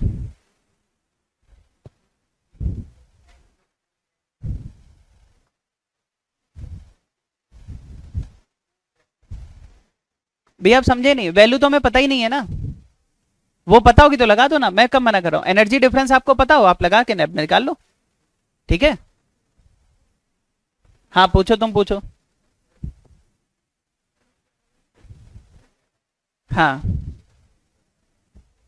हम्म। हाँ भैया, कॉन्टिन्यूस और कैरेक्टरिस्टिक में अंतर समझो। कैरेक्टरिस्टिक में जो फोटोन निकल रहा है वो उनके शेल के ट्रांजिशन की वजह से निकल रहा है। इलेक्ट्रॉन एक सेल से दूसरे सेल में, एक ऑर्बिट से दूसरे ऑर्बिट में जा रहा है। और जो कॉन्टिन्यूस में निकल रहा है वो उसकी खुद की एनर्जी, जो इलेक्ट्रॉन एनर्जी लेके आ रहा है, उसी का कुछ पार्ट निकल रहा है। और क्या भैया, यही तो बताया इतनी देर से। थोड़ा कंफर्म मत करो, समझो पहले खुद से। आइए भैया इधर आइए। क्या कुछ हुआ था क्या? भैया इधर आओ, इधर आओ, इधर आओ। देखो एक ग्राफ देखो जरा, यहां पर देखिए। क्या स्पाइक्स, क्या? देखो इधर ग्राफ देखिए भैया। अच्छा कह रहे हो इस तरह के आजकल हेयर कट चले हैं क्यों? इधर इधर साफ, पूरा बीच में एकदम ऐसे नुकीले से निकाल देते हैं ना, कोई छू ले तो कांटे से लग जाए ना। चलो देखो इधर तो इंटेंसिटी, और इधर क्या भैया? वेवलेंथ है ना। अभी आपने कॉन्टिन्यूस का ग्राफ देखा था, कुछ को डायनासोर जैसा भी लग रहा होगा, है ना, पुराने वाले जो होते थे। अब पता नहीं क्या क्या लग रहा होगा तुम्हें। तो भैया इंटेंसिटी का वेवलेंथ के साथ ग्राफ है ना, ध्यान से सुनो। जो कॉन्टिन्यूस का ग्राफ था वो कैसा था? इधर भैया, इधर सब लोग बताओ, कॉन्टिन्यूस का ग्राफ कैसा था? ये वाला था ना। तो कॉन्टिन्यूस का तो वैसे ही अभी भी बीच बीच में देखो कुछ ऐसे लैम्डा तुम्हें मिल रहे हैं। बताओ ये कौन सा लैम्डा है? ये कौन सा लैम्डा है? ये कौन सा लैम्डा है? ये कौन सा लैम्डा है? ये सब लैम्डा कौन से हैं?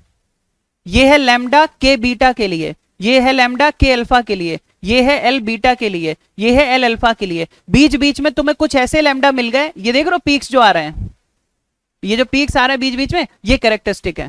क्या है भाई? वो भी तो आएंगे, वो कहां चले जाएंगे भाई? कॉन्टिन्यूस का ग्राफ तुम्हें समझ में आ गया, बीच बीच में कौन से आ गए? कैरेक्टरिस्टिक वाले भी आ गए, ठीक है। और आप अगर देखो तो एक पर्टिकुलर लैम्डा के बाद कैरेक्टरिस्टिक मिलना बंद हो जाएगा, ठीक है, ठीक है। उसको ब्रेकिंग वेवलेंथ भी कहते हैं, बट वो थोड़ा सा बाहर की बातें हैं, आपके मतलब की नहीं है।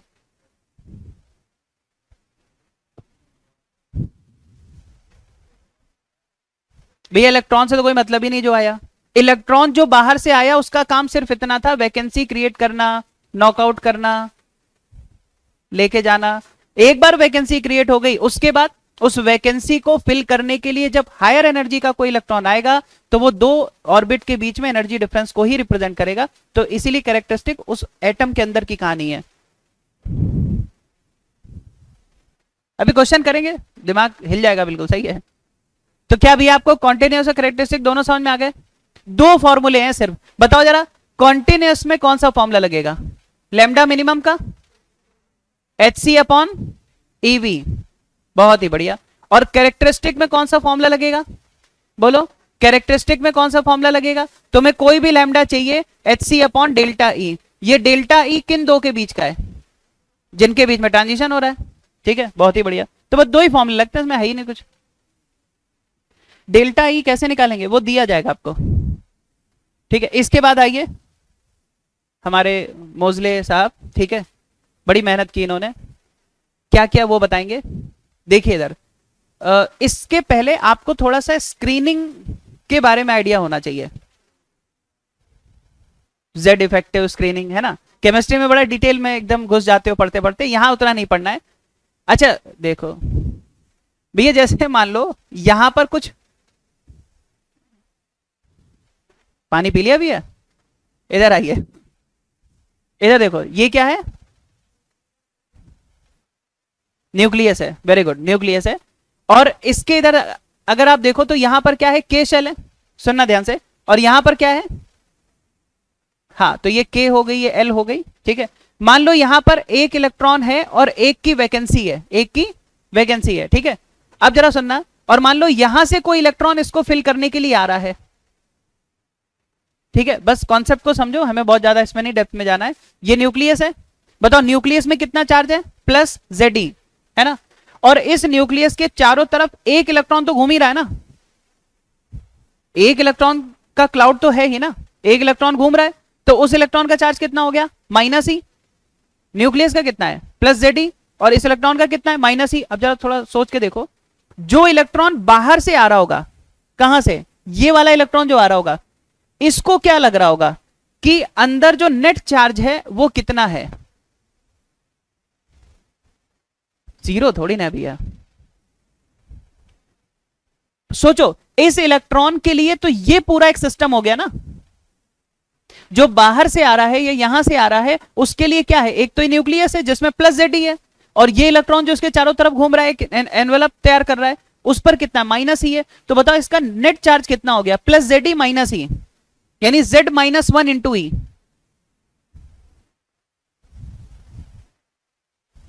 अरे सब अलग ही लेवल पे चल रहा है, बेसिक मैथ भैया और ढंग से करो। ये क्या है, +Ze, ये क्या है भैया, +Ze, और ये क्या है, -e। तो एक बात बताओ, +Ze और -e कितना होगा, Z -1 इंटू ई होगा ना।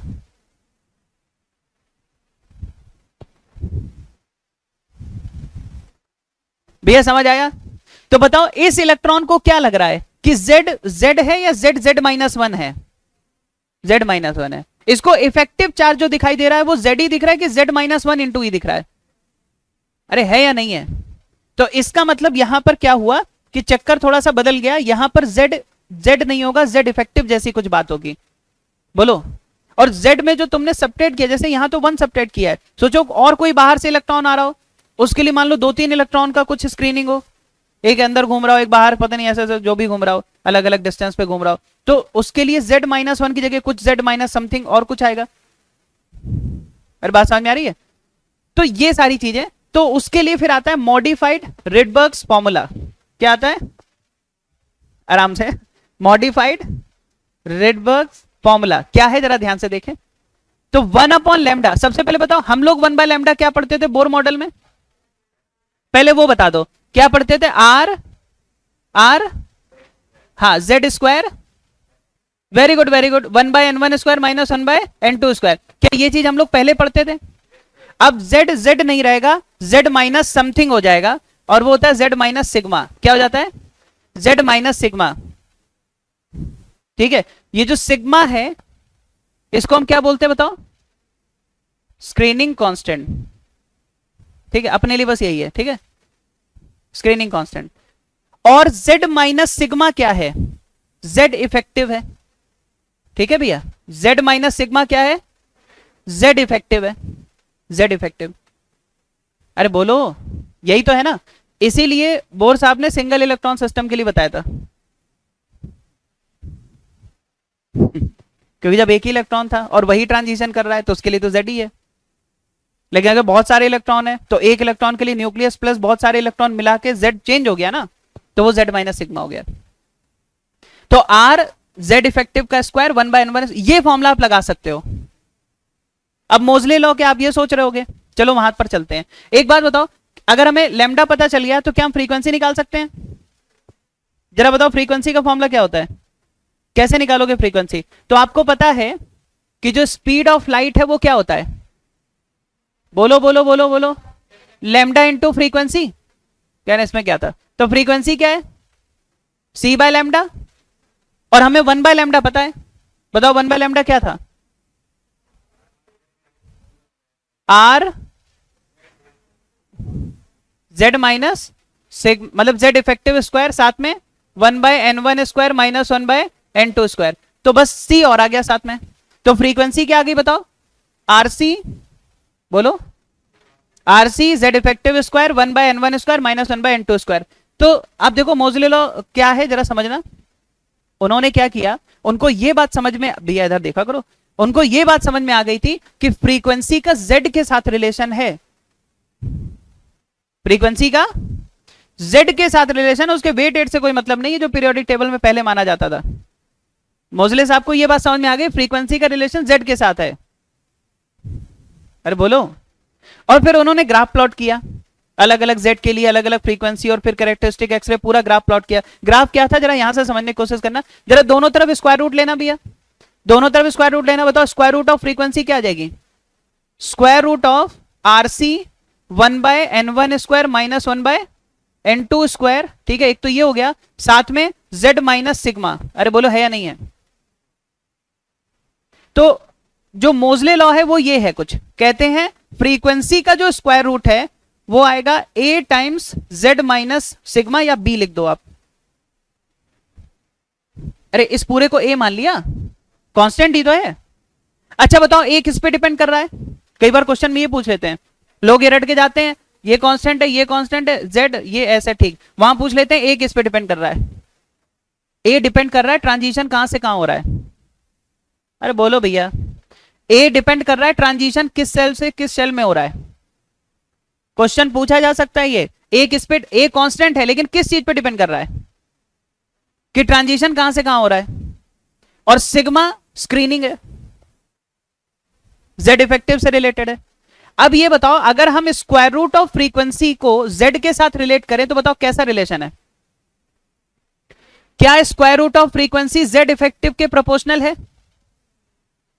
क्या जितना ज्यादा z होगा उतना ज्यादा स्क्वायर रूट ऑफ फ्रीक्वेंसी होगी, मतलब उतना ज्यादा फ्रीक्वेंसी होगी? अरे बोलो भाई, एक गिवन n1 n2 के लिए ज्यादा z वाला ज्यादा फ्रीक्वेंसी एमिट करेगा ना। कहां प्रोपोर्शनल लिखा है मैंने? अरे हाँ इफेक्टिव, मैंने z के प्रोपोर्शनल नहीं किया, z इफेक्टिव के प्रोपोर्शनल किया। ठीक है, तो मैंने क्या बोला बताओ जरा, जिसका z ज्यादा है, जैसे अलग अलग मेटल पे इलेक्ट्रॉन को बम्बार्ड कराओ, एक कम z वाले, एक ज्यादा z वाले, एक उससे ज्यादा z वाले, तो जो ज्यादा z वाला है उससे निकलने वाली एक्स रे की फ्रीक्वेंसी भी ज्यादा होगी। जब इन्होंने देखा कि अच्छा ऐसा हो रहा है, मतलब कि ज्यादा फ्रीक्वेंसी का वेट से मतलब नहीं है, किससे मतलब है?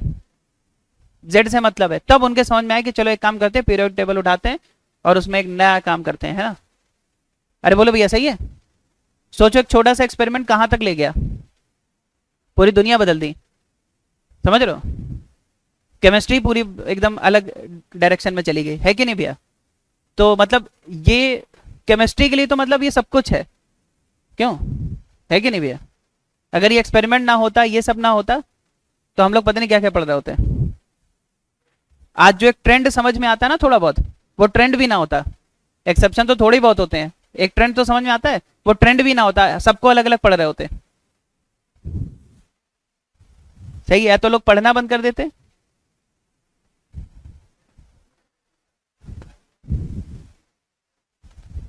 भैया समझ में आया? अब ग्राफ प्लॉट करते हैं इसका, ठीक है?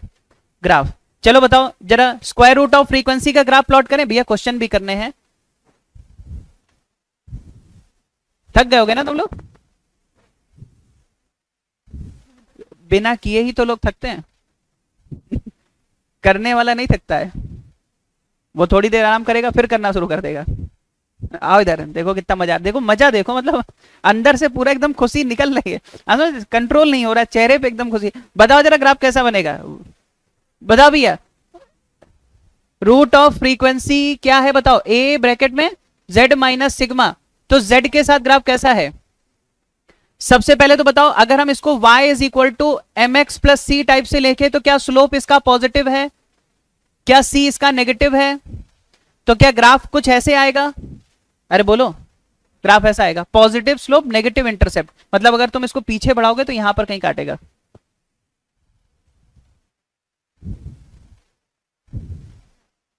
भैया सही, आगे बढ़े। तो ये पूरा था एक्सरे, क्या था? एक्सरे। तो बस इतना ही है एक्सरे। अब हम लोग क्वेश्चंस के थ्रू दिमाग की एक्सरसाइज करेंगे।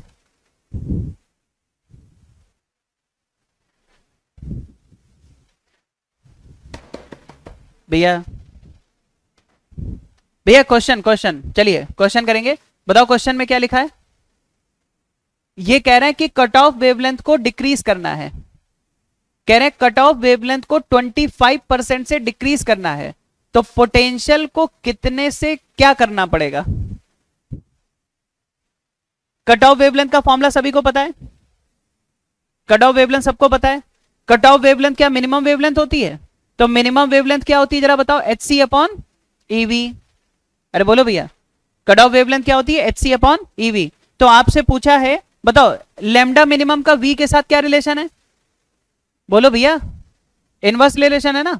तो आपसे कह रहे हैं कि अगर लेमडा मिनिमम को हमें 25% से कम करना है तो वी,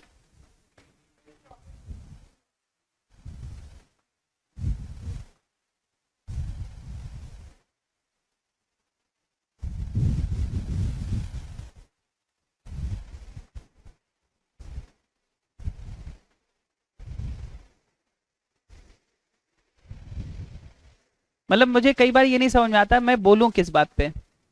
आप एक गलत काम करो तो मैं उस पर बोलूं, आप एक साथ दो दो काम गलत करते हो, मैं किस चीज को रोकूं? सबसे पहली बात है, अगर आप लैम्डा मिनिमम को कम करना चाहते हो तो वी को बढ़ाना पड़ेगा। लोग वी को भी कम करने में लगे हैं। क्या चल रहा है ये? अरे भैया लैम्डा क्या करना पड़ेगा पहले बताओ? लैम्डा कम करना है ना, तो वी बढ़ाना पड़ेगा ना। तो एक तो पोटेंशियल बढ़ाना पड़ेगा, तभी तो लैम्डा मिनिमम कम होगा। कई बार मैं आपको यह बता चुका हूं, बार बार बताता रहता हूं कि छोटे परसेंटेज चेंज में वो लगता है जो आप लगा के अभी आंसर निकाल रहे हैं। 10% या उससे ऊपर अगर हम चले जाते हैं तो फिर ये सब नहीं लगता है। क्वेश्चन करा भी चुके हैं पहले, मतलब आपको याद होगा डी ब्रॉय वेवलेंथ में खूब सारे क्वेश्चन कराए थे इसके। 25% का चेंज है, मजाक समझ रखा है। करो सॉल्व।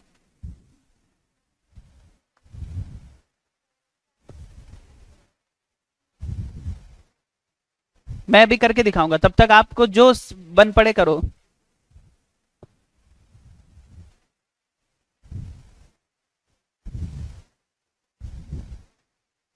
ऐसा लगता है चैलेंज लेने, मतलब चैलेंज देने आते हैं कि आपकी दमो सिखा के दिखा दो हमें।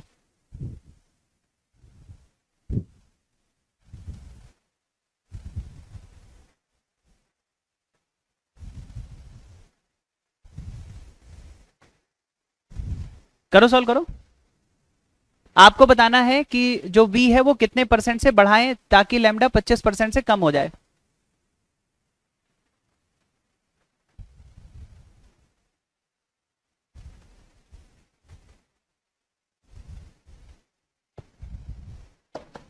आगे आंसर? अरे भैया और भी क्वेश्चन कराने हैं।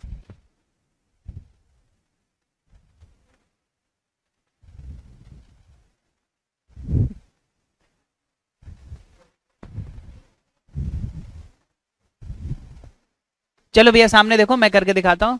आप लोग को याद आ जाए अगर पुराना तो ठीक है, नहीं तो भैया अब क्या कर सकते हैं। इधर आइए।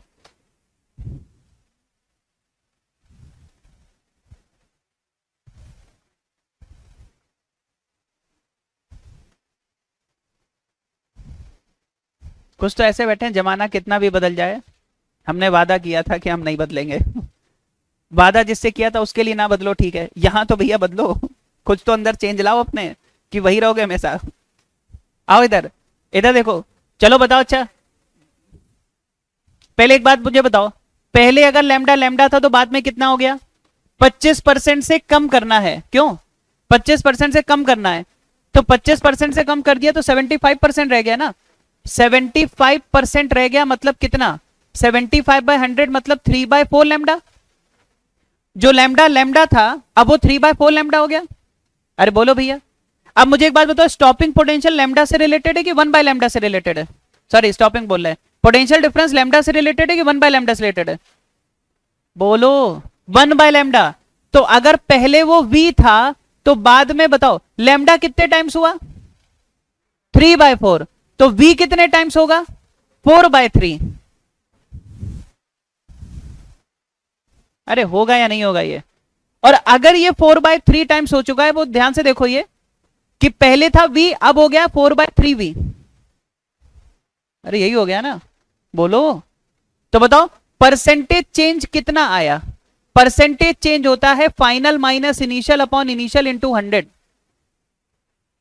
ये क्या दिक्कत आ रही इसमें? Final minus initial upon initial into 100 भैया, सही है। तो जरा बताओ फाइनल कितना, 4v/3, इनिशियल कितना v, इनिशियल कितना v इंटू 100, 4/3 माइनस 1, 1/3, बहुत बढ़िया 1/3 तो कितना आया 100/3%। तो कौन सा आंसर सही है? 25% बता रहे हैं। कब सीखोगे भैया, कब? अगले साल? अरे खूब कराएं भैया ऐसे क्वेश्चन, मतलब मैं थक गया हूं बता बता के। आप देखना डिब्रॉय वाले में खोल के, पी में इतना चेंज करो, वी में इतना चेंज करो, काइनेटिक एनर्जी में इतना चेंज करो, इतने से बढ़ाओ, 1% बढ़ाओ, 10% बढ़ाओ, 12%, 44%, सब करा दिया मैंने, फिर भी यही हालत है। आपका आंसर आया था ना इसका? बीच में बताया था ना कुछ? जबरदस्ती था, ऐसे ही टाइम पास था। भैया अविरल जी आपका तो आया ही होगा। चलो अच्छा अगला क्वेश्चन करते हैं। भैया तुम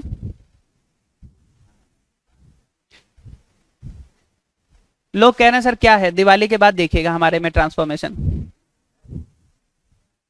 हर साल लोग ऐसे कहते हैं सर, कहते हैं मतलब वो दिवाली के 1 महीने पहले से कहते थे आप बस देखना दिवाली में हम क्या करके आएंगे। जब वो आते हैं मैं पूछता हूँ कुछ नहीं किया सर, अभी करना है जो करना है। कह रहे दिवाली सर लोगों ने मतलब पढ़ने नहीं दिया।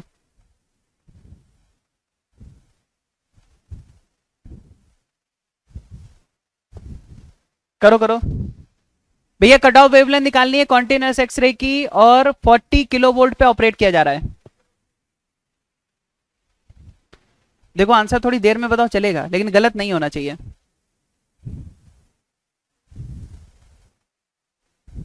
फोर्थ आ रहा है, कैसे किया बताओ। अच्छा क्या हम लैम्डा मिनिमम को सीधे सीधे भैया इधर 1240 electron volt nanometre divided by क्या वी रखते हैं? बताओ कितना पोटेंशियल डिफरेंस है? 40 किलो, अरे बोलो, और जितना वोल्ट है उतना ही इलेक्ट्रॉन वोल्ट है, जितना वोल्ट है उतना ही इलेक्ट्रॉन वोल्ट है। बोलो, जितना वोल्ट है उतना ही इलेक्ट्रॉन वोल्ट है। तो बताओ अगर ये उड़ा दें आंसर किस में आएगा? नैनोमीटर में आएगा। अगर एंगस्ट्रॉम में चाहिए तो 1 0 और बढ़ा देना, 1 0 और बढ़ा देना। ठीक है, साफ साफ दिख रहा है। 4 से इसको कैंसिल करोगे 3.1, फिर 0 इधर उधर करते रहना। 4 ऑप्शन में एक ही क्लियर दिखाई दे रहा है, कौन सा सही है? कभी कभी इस आरओ में काम चल जाता है कि नहीं? सॉल्व करना ही नहीं पड़ता आपको। क्या मजा तो तब आए ना जब इसमें भी खेल खेल जाए वो 0.31, 0.031 और यूनिट में भी खेल खेल जाए। फिर लोग कहते नहीं ये चीटिंग है, मैं ऐसा खेल नहीं खेलते, ये कोई तरीका है? ये 0 0 कौन खेलता है? भैया अगला क्वेश्चन आपके सामने ये रहा, आइए मोजले सर को याद करते हैं, उनके नाम पे एक क्वेश्चन करते हैं। के अल्फा एक्सरे ऑफ एल्यूमिनियम, ठीक है, Z13 है, जिंक 30, Z दे रखा है आपको, ठीक है। वेवलेंथ आपको दे रखी है दोनों के लिए, के अल्फा की वेवलेंथ दे रखी है दोनों के लिए, ठीक है। आपसे कहा जा रहा है मोजले लॉ यूज करो और वेवलेंथ फाइंड करो आयरन के लिए जिसका Z कितना है 26 है। आप समझ रहे हैं दो इक्वेशन क्यों दी? ताकि दो अननोन फाइंड कर सकें। कौन से दो अननोन फाइंड कर सकें? ए और सिग्मा फाइंड कर सकें, ए और बी या ए और सिग्मा, जो भी आप बोलो। मोजले लॉ याद है ना? मोजले लॉ क्या था?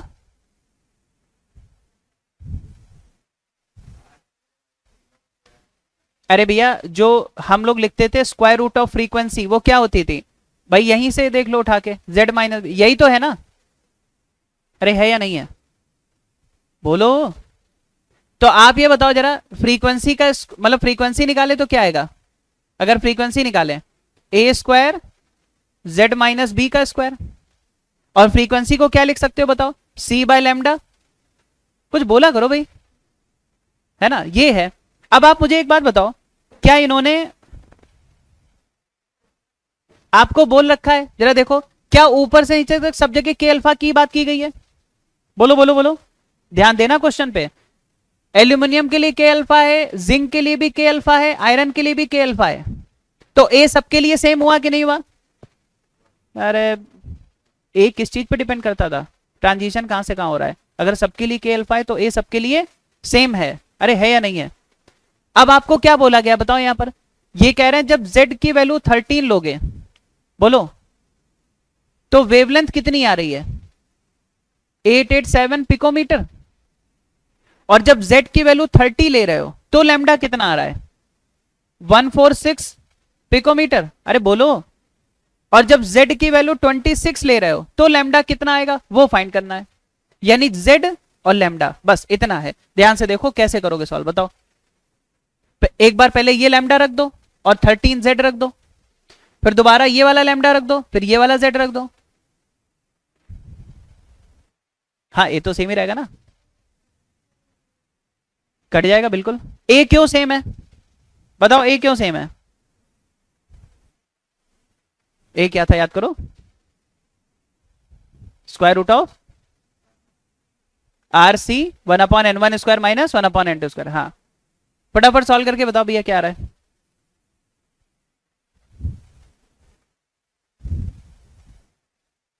ठीक है, क्या करोगे, एक बार ये z रखो, ये वाला लैम्डा रखो, फिर ये वाला z रखो, ये वाला लैम्डा रखो, दोनों को डिवाइड करो।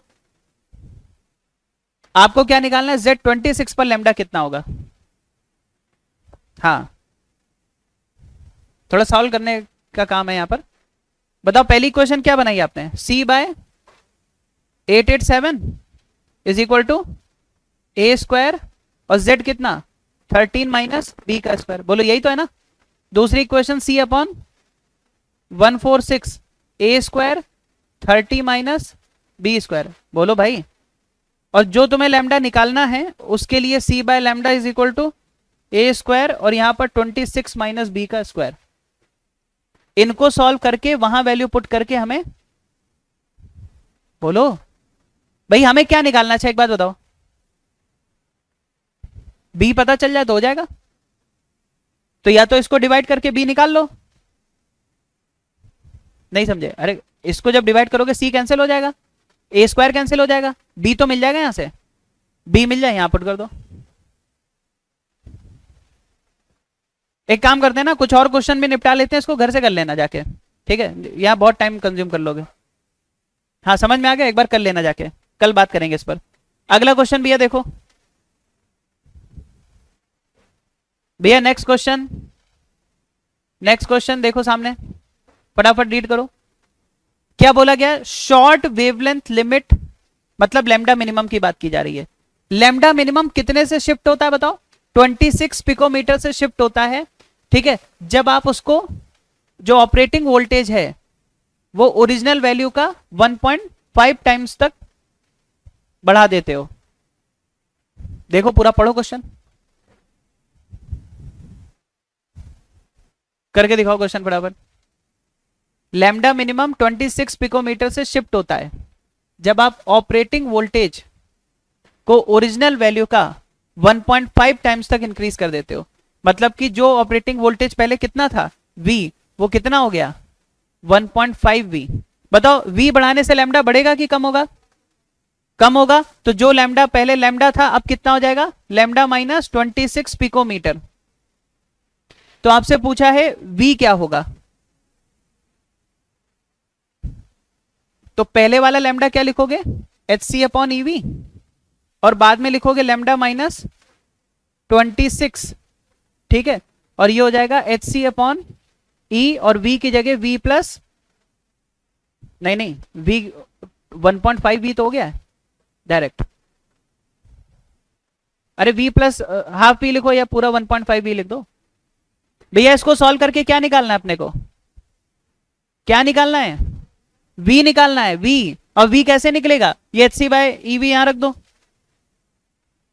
लैम्डा की जगह HC अपॉन EV रख देना, minus 26 is equal to HC upon 1.5 EV। बोलो यही तो लिखोगे। भैया बहुत ध्यान से कैलकुलेशन करना, एक एक चीज यहां पर इंपॉर्टेंट है। अब जरा यहां पर ये बताओ, ये 26 को उधर ले जाओ, HC अपॉन EV अगर हम कॉमन कर लें तो 1 माइनस 1 अपॉन 3/2, मतलब ये हो जाएगा 2/3 और ये हो जाएगा इधर 26। मैं अभी वैल्यू नहीं रख रहा हूं, बिल्कुल लास्ट में रखेंगे। क्या भैया? ये है ना एच सी। अरे एच सी बाई वी ये है, एच सी बाई वी ये है, ये एच सी बाई 1.5 ईवी इधर लेके आ गए, तो H C by V common हो गया। 1 माइनस 1/1.5, 1.5 को 3/2 लिखा, 1 माइनस 2/3, ये 1/3 हो जाएगा। तो आप ये बताओ एच सी अपॉन ईवी की वैल्यू क्या आ रही है? 3 इंटू 26। अब ध्यान से सुनो, जो सबसे ज्यादा ध्यान रखने वाली बात है, हमें ये 26 किस में गिवन है? पिकोमीटर में। किस में गिवन है?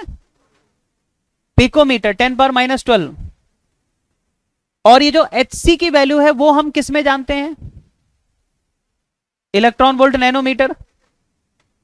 बड़ा संभल के काम करना, सही है? बोलो भैया। तो एच सी की जगह मैं इधर सॉल्व कर दूं, इधर बताओ एच सी की जगह हम क्या लिखेंगे? 1240 इलेक्ट्रॉन वोल्ट नैनोमीटर। बोलो सही है?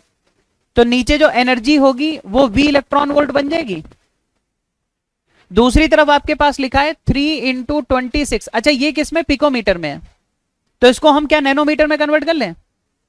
अरे बोलो भैया, ध्यान से सुनो। पिकोमीटर से, पिकोमीटर को अगर मीटर में कन्वर्ट करें तो 10⁻−12, और फिर मीटर को नैनोमीटर में कन्वर्ट करें तो 10⁻9, तो 10⁻³ हो गया ना। अरे डायरेक्ट भी कर सकते हो, ठीक है? अरे नैनो से पिको कितना डिफरेंस है, कर सकते हो डायरेक्ट 10⁻³ का। बाकी चाहो तो कन्वर्ट कर लो, पिको से पहले मीटर में आ जाओ 10⁻−12, और एक बार मीटर्स को नैनोमीटर में कन्वर्ट कर लो 10⁻9 और लिख दो।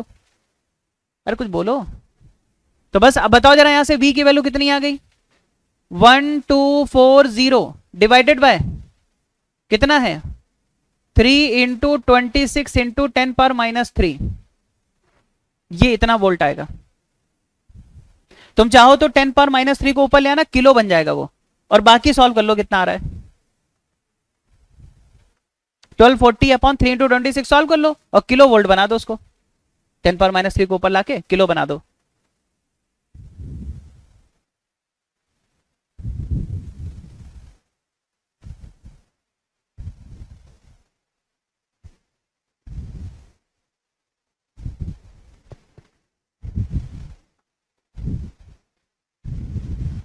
करो भैया, और भी क्वेश्चन है, जल्दी करो।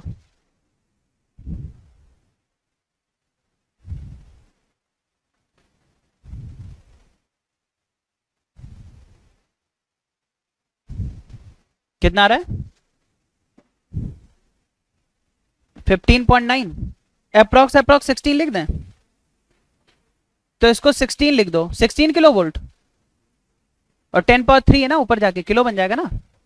भाई तुमने इसी की तो वैल्यू बताई है 16, और 10⁻³ 10⁻³ बन गया, किलो किलो वोल्ट है ना, तो लगभग 16 किलो वोल्ट में एक्सलेट करना पड़ेगा। यही आ रहा था। हाँ हाँ 8 9 तो लगभग 16 मान लो। अरे आ गया भैया सभी का? अविरल जी बहुत ही बढ़िया, शानदार तरीके से आंसर आता हुआ। अगला क्वेश्चन भैया, अगला क्वेश्चन देखो।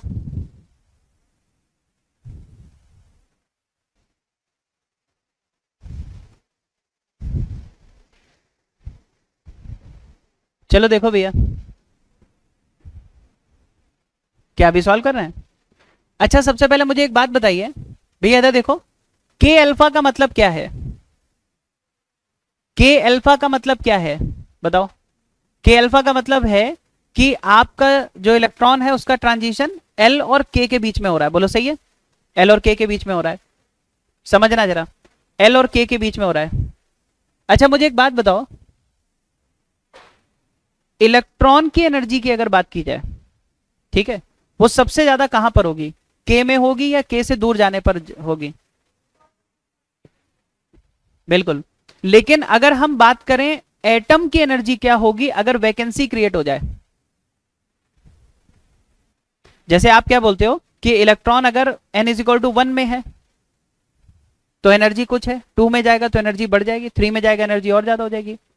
अगर हम इलेक्ट्रॉन को नहीं, वैकेंसी को लेके बात करें, जरा सोच के बताना अच्छे से, अगर n इज इक्वल टू 1 में वैकेंसी है तो ज्यादा स्टेबल है कि n इज इक्वल टू 2 में वैकेंसी है तो ज्यादा स्टेबल है? वैसे है दोनों में अनस्टेबल, वैकेंसी का मतलब ही है कि अनस्टेबल है उसको फिल करने वाला, लेकिन मैं कह रहा हूं मान लो 1 में वैकेंसी है तो ज्यादा स्टेबल है कि 2 में ज्यादा वैकेंसी है तो ज्यादा स्टेबल है? बिल्कुल, हम चाहते हैं अंदर वाला फिल रहे हमेशा। ज्यादा स्टेबिलिटी के लिए क्या होना चाहिए, जो अंदर वाले हैं वो फिल्ड हो। अरे बोलो भैया, यानी कि ज्यादा स्टेबिलिटी कब मिलेगी, जब वैकेंसी किधर हो, बाहर की तरफ हो कि अंदर की तरफ हो? बाहर की तरफ हो। अरे बोलो, अब दिमाग लगाना, थोड़ा सा एनर्जी पे चलना है। यानी कि वैकेंसी जितना बाहर है स्टेबिलिटी उतनी ज्यादा है, एनर्जी उतनी कम है। एनर्जी कम है, स्टेबिलिटी ज्यादा है, क्या चल रहा है? वैकेंसी की बात कर रहे हैं, इलेक्ट्रॉन की बात नहीं कर रहे हैं।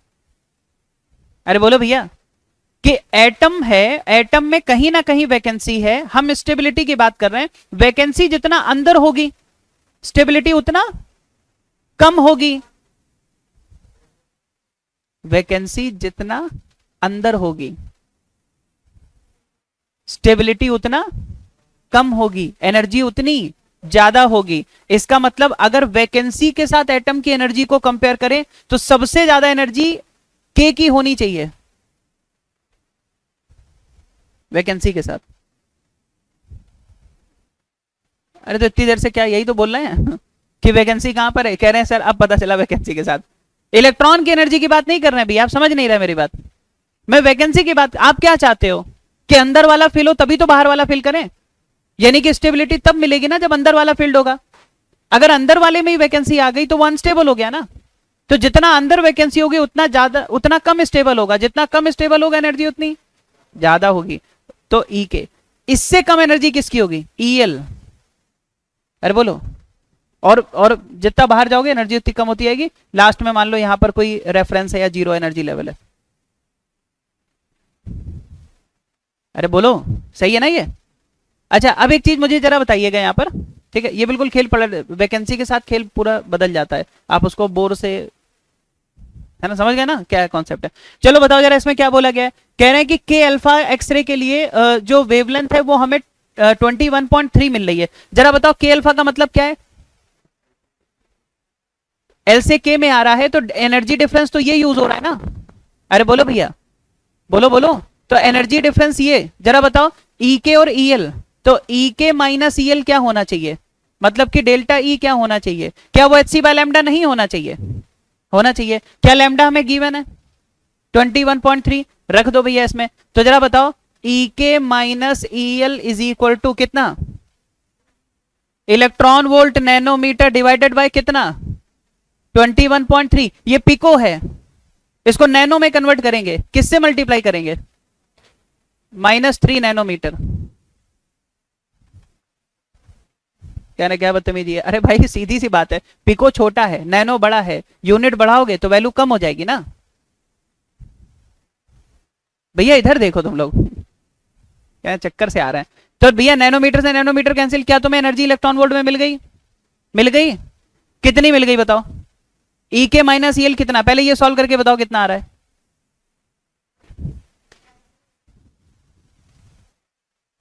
भैया जिसकी जैसी क्षमता वैसा कर ले वो। सुनो 10 पावर 3 को अलग रखना, मैं किलो इलेक्ट्रॉन वोल्ट बनाऊंगा उसका, ठीक है? अब तुम बस ये सॉल्व करके बताओ 1240 बाय 21.3 कितना आ रहा है? 58 पॉइंट, अक्षर जी ने सॉल्व कर दिया, 58.21। अरे आएगा ही आएगा, मजाक थोड़ी ना। अब इधर आइए भैया, अब जो लोग सॉल्व कर रहे हैं बंद कर दे सॉल्व करना, बैटरी खर्च होगी कैल्सी की। अब इधर आइए भैया, मैंने कुछ गलत लिखा है, ये ई के था ना? ई के, अरे ई के माइनस एल। चलो अब जरा देखो भैया, देखो देखो देखो देखो देखो, हाँ ये आ गया। अब इसमें एक इंफॉर्मेशन और दी है, देखो क्या लिखा है, what should be the minimum, ये आगे सब छोड़ो, क्या लिखा है बताओ? ये चीज पकड़ो पहले, ये इंफॉर्मेशन अपने लिए थोड़ी इंपॉर्टेंट है। ये क्या है? कह रहे हैं कि 11.3 किलो इलेक्ट्रॉन वोल्ट की एनर्जी चाहिए किसी एल सेल से इलेक्ट्रॉन को नॉकआउट करने के लिए। मतलब एल वाले इलेक्ट्रॉन को निकालने के लिए कितनी एनर्जी चाहिए? इतनी, मतलब एल की एनर्जी इतनी है।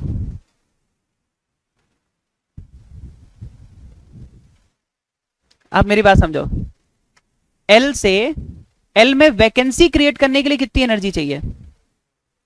मैं क्या बोला, आप समझ रहे हैं? मतलब कि जीरो और इसके बीच का डिफरेंस कितना है? 11.3 किलो इलेक्ट्रॉन वोल्ट। अरे बोलो भैया, मैं कह रहा हूं एल में वैकेंसी क्रिएट करने के लिए तुम्हें कितनी एनर्जी देनी पड़ रही, वो इतनी है। यानी कि एल और इन्फानाइट के बीच में जो एनर्जी का डिफरेंस होगा वो इतना ही तो होगा। अरे नॉकआउट करने के बाद उसको निकाल के बिल्कुल बाहर फेंक देना इलेक्ट्रॉन को।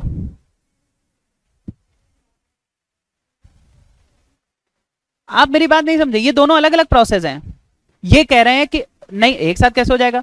ये कह रहे हैं कि अगर तुम्हें एल से इलेक्ट्रॉन को एक इंफॉर्मेशन दी है कि अगर एल से नहीं तो इनकी तरह जेड ढूंढना पड़ेगा मतलब वो कह रहे हैं कि आप समझे, इसमें फॉर्मूले नहीं लगते हैं, ये ऐसी इंफॉर्मेशन दी जाती है। कह रहे हैं अगर एल से इलेक्ट्रॉन को निकालना हो तो इतनी एनर्जी देनी पड़ेगी। ये एक इंफॉर्मेशन है, इसका मतलब एल की एनर्जी बता रहे हैं आपको वैकेंसी क्रिएट होने पर। अरे बोलो भैया, सर बस एक मिनट, सही है। इतनी एनर्जी 11.3 किलो इलेक्ट्रॉन वोल्ट, ये किसकी एनर्जी है? एल की एनर्जी है। अरे बोलो भैया, तो बताओ जरा ई के, और ये कितना है? Minus 11.3 kilo electron volt is equal to 58 point, बताओ ई के कितना आ गया? ये उसमें ऐड कर दो। हाँ क्या बताओ ना, कितना आ रहा है ऐड करके? कह रहे हाँ सर ऐड करेंगे। कितना? 69.51 किलो इलेक्ट्रॉन वोल्ट। ये किसकी एनर्जी आई भैया? ये एनर्जी आई ई के। मतलब कि अगर के में वैकेंसी क्रिएट हो, बताओ के से इलेक्ट्रॉन को नॉकआउट करने के लिए कितनी एनर्जी दोगे? इतनी। के से नॉकआउट करने के लिए कितनी एनर्जी दोगे? इतनी। तो भैया तुमसे पूछा है के अल्फा प्रोडक्शन के लिए कितना पोटेंशियल डिफरेंस चाहिए उधर। ध्यान से सुनो, ध्यान से सुनो, बहुत अच्छा क्वेश्चन है।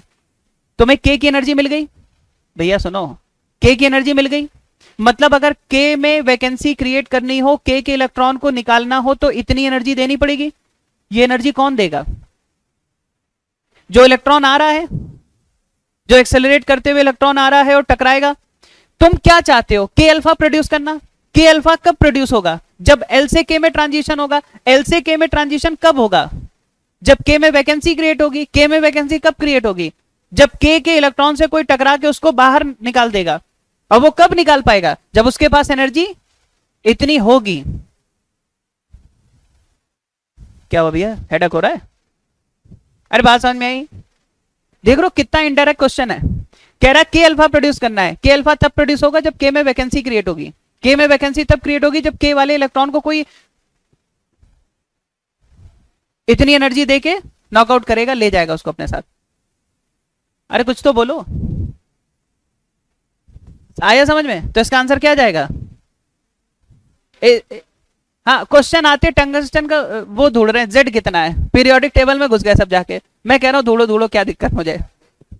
अरे तुम जनरल नॉलेज, मुझे पता ना, अगर इतनी होती तो ये तुम तो बहानेबाजी है। जनरल नॉलेज कह रहे सर, जनरल नॉलेज बढ़ाना घर पे बढ़ाओ। इस क्वेश्चन को देखते ही तुम बढ़ाने लगे। हाँ के भी बिल्कुल, किलो वोल्ट, किलो वोल्ट। अरे मजा आ गया होगा बिल्कुल क्यों भैया एकदम मजा आ गया होगा कहने, अरे वाह मजा आ गया, फिर से सॉल्व करो भैया। तुम्हें पता होना चाहिए रिवर्स हो जाता है।